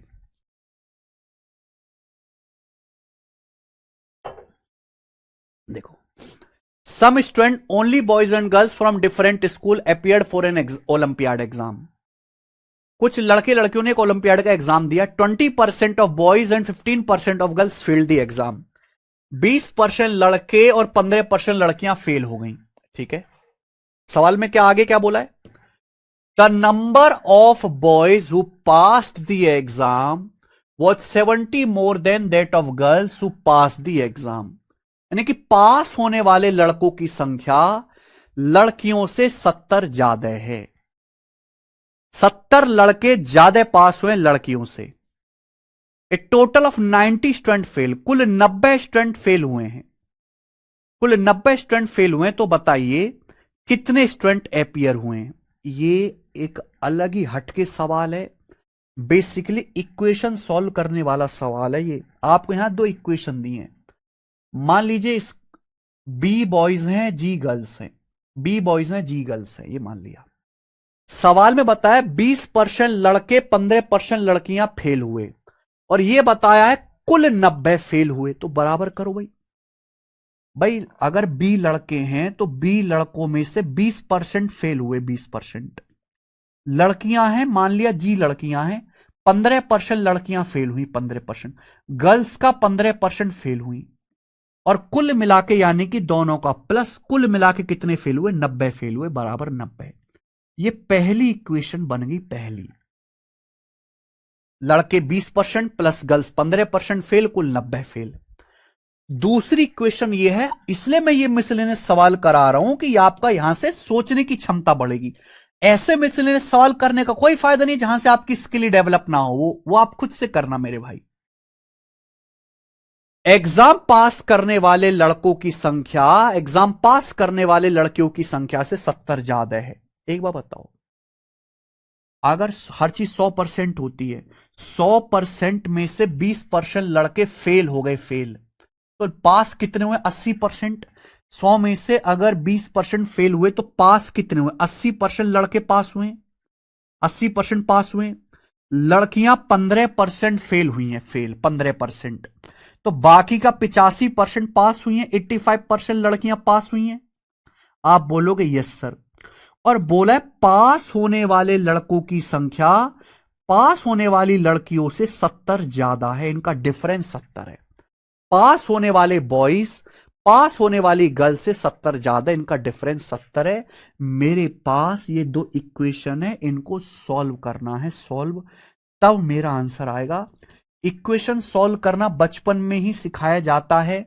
जब भी दो इक्वेशन सॉल्व करना हो, वेरिएबल आ रहा है, किसी एक को बराबर करो, या तो गर्ल्स को बराबर करो या बॉयज को। बॉयज को बराबर करना आसान है क्योंकि यहां 20 है, यहां 80 है, बराबर कर देते हैं ना। यहां मेरे प्यार भी 4 से गुणा कर दो। इस पूरी इक्वेशन को आप लोग 4 से गुणा कर दीजिए, 4 से गुणा कर दो और घटा दो। 4 से गुणा कर दो और मेरे प्यार भी इनको घटा दो, घटा दीजिए। क्या होगा? कट जाएगा मेरे बच्चों, कट जाएगा। 4 से पूरे में अंदर गुणा करना है। 20 चौक 80 और ये 80 बॉयज कट गया। 15 चौका 60, भाई 20 चौक 80 बॉयज में से 80% बॉयज कट गया।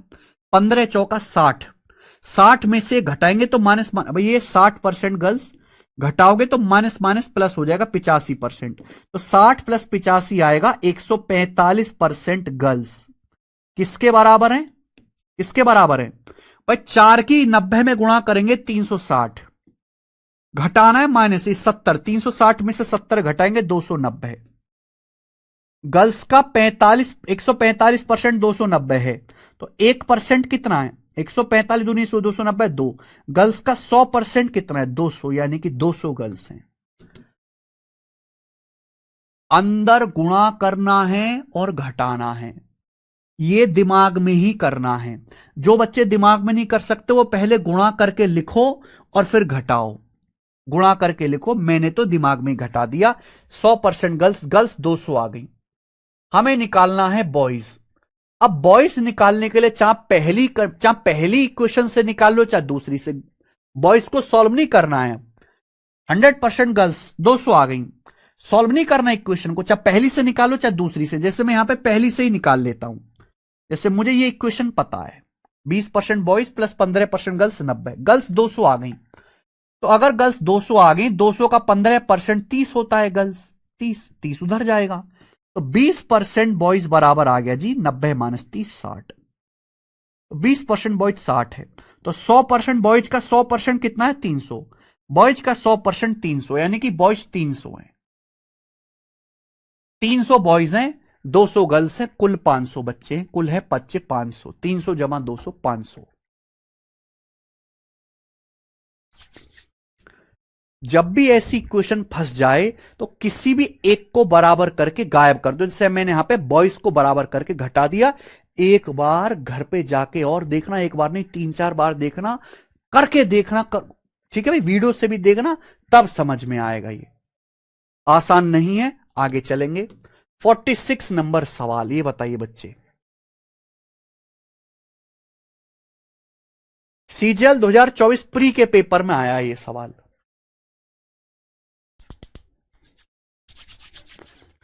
बहुत अच्छा सवाल है, बहुत कम बच्चे इसको पेपर में ठीक कर पाए थे। लाभ हानि में होगा अंजलि, प्रॉफिट लॉस में वो, ठीक है।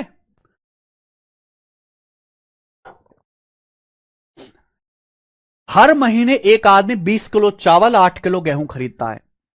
चावल की कीमत गेहूं की कीमत का 20% है। चावल का प्राइस गेहूं का 20% है, जिससे मिला के चावल गेहूं को हर महीने 300 का खर्चा होता है। गेहूं की कीमत 20% बढ़ जाती है। 300 रुपए के खर्च को बनाए रखने के लिए चावल की खपत कितने % कम करनी चाहिए, यह देखते हुए कि चावल की कीमत और गेहूं की खपत स्थिर है। यह ध्यान रखिएगा। Given that price of rice and consumption of wheat is constant. ये मिसलेनियस सवाल है, ये सवाल किसी टाइप को फॉलो नहीं करता है। पेपर में आया था सीजल में, मुश्किल से 10% बच्चों ने ही किया होगा, बाकी तो 90% जैसा आया वैसे ही छोड़ के आए पेपर में, गलत आंसर लगा के। हर महीने एक आदमी 20 किलो चावल खरीदता है। देखिए मैं यहां लिख रहा हूं चावल, यहां लिख रहा हूं गेहूं। मैं पूरा आपको डिटेल में बता दूंगा जिससे आप समझ पाए। हर महीने जो है एक आदमी 20 किलो चावल खरीदता है और 8 किलो गेहूं खरीदता है। ठीक है, बढ़िया बात है। जब हम प्राइस की बात करते हैं तो चावल की कीमत गेहूं का 20% है। 20% यानी कि 1/5। चावल का जो प्राइस है, the price of rice is 20% of wheat. Wheat का 1/5 है। यानी कि गेहूं का प्राइस अगर 5 रुपए किलो है, अगर गेहूं का प्राइस 5 रुपए किलो है तो चावल का 1 रुपए किलो है। अगर गेहूं 5 रुपए किलो बिकता है तो चावल 1 रुपए किलो बिकता है। ये प्राइस का है मेरे भाई, प्राइस। ठीक है बच्चे, आप बोलोगे हाँ सर, यही मान लेते हैं प्राइस, कि माना गेहूं का प्राइस 5 रुपए किलो, चावल का प्राइस 1 रुपए किलो। देखिए इसकी कोई जरूरत नहीं है, ये लाइन आपको कंफ्यूज करने के लिए दी है, इसकी कोई जरूरत नहीं है मेरे प्यारे भाई, क्योंकि आपको परसेंटेज में बताना है। अब क्या हुआ, गेहूं का प्राइस 20% बढ़ जाता है। गेहूं का प्राइस 20% बढ़ गया तो आपसे पूछा चावल की खपत कितने परसेंट कम करनी चाहिए जिससे कि आपका खर्चा सेम रहे। बताओ, गेहूं का प्राइस 20% बढ़ गया। गेहूं का प्राइस 5 था, 5 का 20% होता है 1 रुपए। गेहूं का प्राइस 5 है, 5 का 20% 1 रुपए। अगर गेहूं का प्राइस 1 रुपए किलो बढ़ जाएगा तो आप 8 किलो गेहूं खरीदते हैं। 8 किलो, आप 8 किलो गेहूं खरीदते हैं। अगर गेहूं का प्राइस 5 रुपए का, भाई गेहूं का प्राइस 20% बढ़ गया, 5 का 20% 1 होता है। अगर गेहूं का प्राइस 1 रुपए किलो बढ़ेगा, आप 8 किलो गेहूं खरीदते हैं तो आपका खर्चा 8 रुपए बढ़ गया। अगर गेहूं का प्राइस 1 रुपए बढ़ेगा तो 8 किलो गेहूं का खर्चा कितना बढ़ जाएगा, 8 रुपए। बोला चावल की खपत कितनी कम करनी चाहिए कि खर्चा ना बदले, खर्चा सेम रहे। अगर गेहूं पे खर्चा 8 रुपए बढ़ गया, गेहूं का प्राइस 1 रुपए बढ़ा, 8 किलो गेहूं खरीद रहे हैं तो 8 किलो गेहूं कितने का हो गया, 8 रुपए का बढ़ जाएगा खर्चा। अगर गेहूं पे खर्चा 8 रुपए बढ़ा है तो चावल पे खर्चा 8 रुपए कम करना पड़ेगा।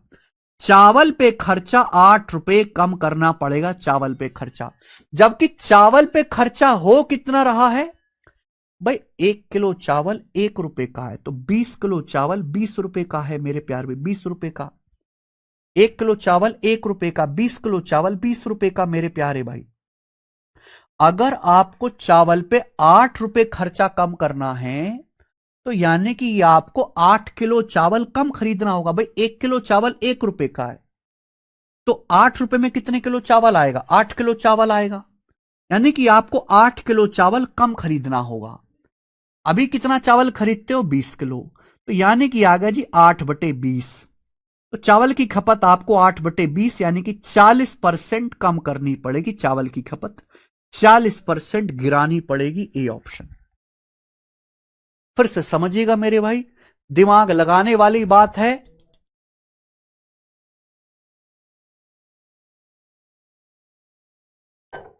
भाई गेहूं पे खर्चा 8 रुपए बढ़ गया तो चावल पे खर्चा 8 रुपए कम करना पड़ेगा। अब 8 रुपए में चावल कितना आएगा, 8 किलो को, कि 1 किलो चावल 1 रुपए का है तो चावल का कंजम्पशन आप जो है 8 रुपए कम करोगे। चावल का कंजम्पशन जो है मेरे प्यारे भी 8 किलो कम करोगे। पहले कितना चावल खा रहे थे, 20 किलो, यानी कि 8/20, 40%। लास्ट क्वेश्चन बच्चे, इस चैप्टर का आखिरी सवाल है आपके सामने। 47 नंबर क्वेश्चन, 47।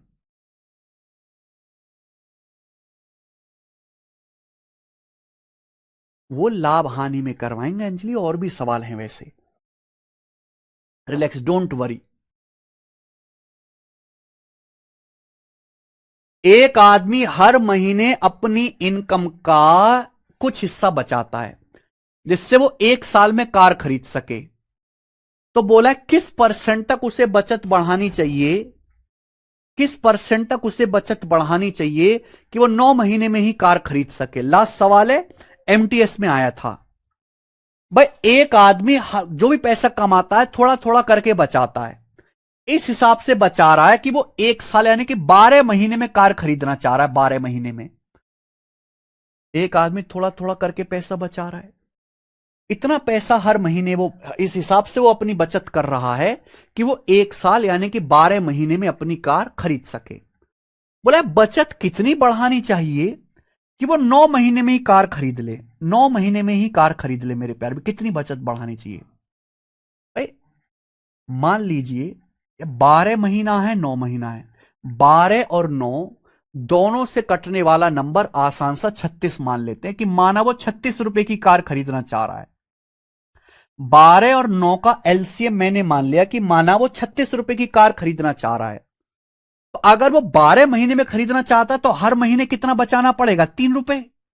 अगर 36 रुपए की कार वो 12 महीने में खरीदना चाह रहा है तो हर महीने 3 रुपए की बचत करनी होगी। लेकिन 12 महीने की बजाय अगर वो 9 महीने में खरीदना चाह रहा है, 36 रुपए 9 महीने में बचाना चाह रहा है, तो हर महीने 4 रुपए की बचत उसे करनी पड़ेगी। यानी कि उसकी बचत को, अपनी बचत को 3 रुपए से बढ़ाकर 4 रुपए करना पड़ेगा। तो बचत कितनी बढ़ानी पड़ेगी? 1/3। और 1/3 मतलब 33.33% बचत बढ़ानी पड़ेगी।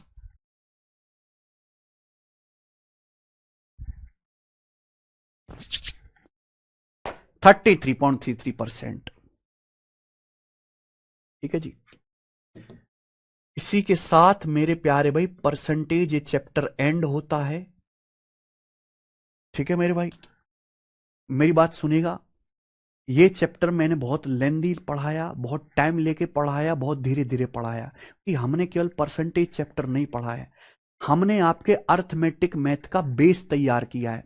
हमने आपको डेविएशन सिखाया, सक्सेसिव परसेंटेज चेंज सिखाया मेरे भाई, हमने परसेंटेज का इस्तेमाल करना सिखाया, रेशियो मेथड सिखाया, मल्टीप्लाइंग फैक्टर मैंने आपको समझाया, मैंने आपको परसेंटेज की कैलकुलेशन करना सिखाया, अप्रोक्स कैलकुलेशन करना सिखाया, जल्दी परसेंटेज कैसे कैलकुलेट करते हैं वो सारी चीजें हमने सिखाई। कुल मिला के हमने 300 से ज्यादा सवाल करे और मैंने इतना बढ़िया, इतना डिटेल में हर एक टाइप को कवर करके पढ़ा है कि अगर आप प्रीवियस सर के क्वेश्चंस लगाओगे तो 2-4 सवालों को छोड़ के 98-99% क्वेश्चन कर पाओगे। मैंने शीट्स में ही इतना पढ़ा दिया है कि अब अगर आप प्रीवियस सर का एक भी सवाल ना लगाओ, केवल मॉक टेस्ट लगाओगे, तो मॉक टेस्ट में आज के बाद जिंदगी में आपका परसेंटेज का सवाल गलत नहीं होगा, आपसे छूटेगा नहीं, आपसे बचेगा नहीं, कि जो भी होता है मैंने पढ़ा दिया। जितना डिटेल में, जितने प्रैक्टिस के साथ धीरे धीरे करके मेरे प्यार भी, की कमजोर से कमजोर बच्चा भी समझ सके, कमजोर से कमजोर हमने पढ़ा है। मैं चैलेंज देता हूं कि 10 टीचरों की आप परसेंटेज की शीट, परसेंटेज की क्लासेस बराबर में रख के मैच कर लेना। अगर हमारे लेवल का 50% में मिल जाए तो हम पढ़ाना छोड़ देंगे, 50% भी।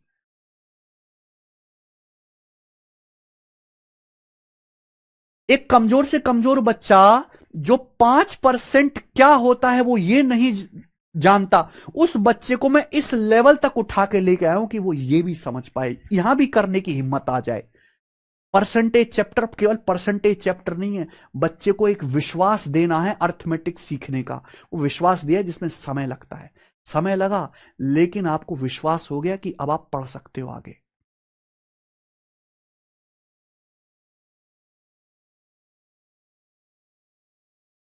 ठीक है, हमारा समाप्त हुआ मेरे प्यार भी। कल से हम रेशियो करेंगे। जिस स्पीड से मैंने परसेंटेज पढ़ाया है उससे थोड़ी स्पीड ज्यादा से मैं रेशियो पढ़ाऊंगा मेरे प्यारे भाई। और हम जो स्पीड पकड़ेंगे जल्दी जल्दी जल्दी जल्दी चीजों करने की, वो लाभ हानि, प्रॉफिट लॉस से पकड़ेंगे। ठीक है ना? अब हम, कोई बात, आर्ट साइड का बच्चा है, कॉमर्स साइड का बच्चा, 10 साल से गणित नहीं पढ़ा उसने, 10 साल से गुणा भी नहीं कर पाता, ऐसे बच्चे को बहुत धीरे धीरे धीरे धीरे करके पढ़ाना पड़ता है। प्रॉब्लम यह है, प्रॉब्लम यह है कि इस लेवल से लेके इस लेवल तक की तैयारी करनी है। बच्चे को ना टीचर यहीं तक तैयार करके छोड़ देता है, बच्चा खुश रहता है, खुश, क्योंकि उसने केवल आसान आसान हल्की हल्की चीज पढ़ी है। और ये केवल 70% ही चीजें जो आपको पढ़ाएगी, असली जो दम लगता है वो इन 30% चीजों को पढ़ने में लगता है। 30% चीज में। 70% कंटेंट पढ़ने में जितना टाइम लगता है ना, 30% बचे कंटेंट पढ़ने में भी उतना टाइम लगता है मेरे भाई। समझ में आ रहा है?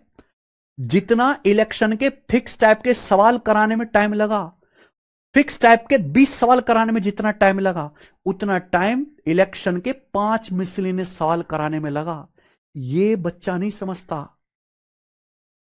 जब समझता तब तक उसके कई अटेम्प्ट, कई उम्र उसकी खराब हो चुकी होती है।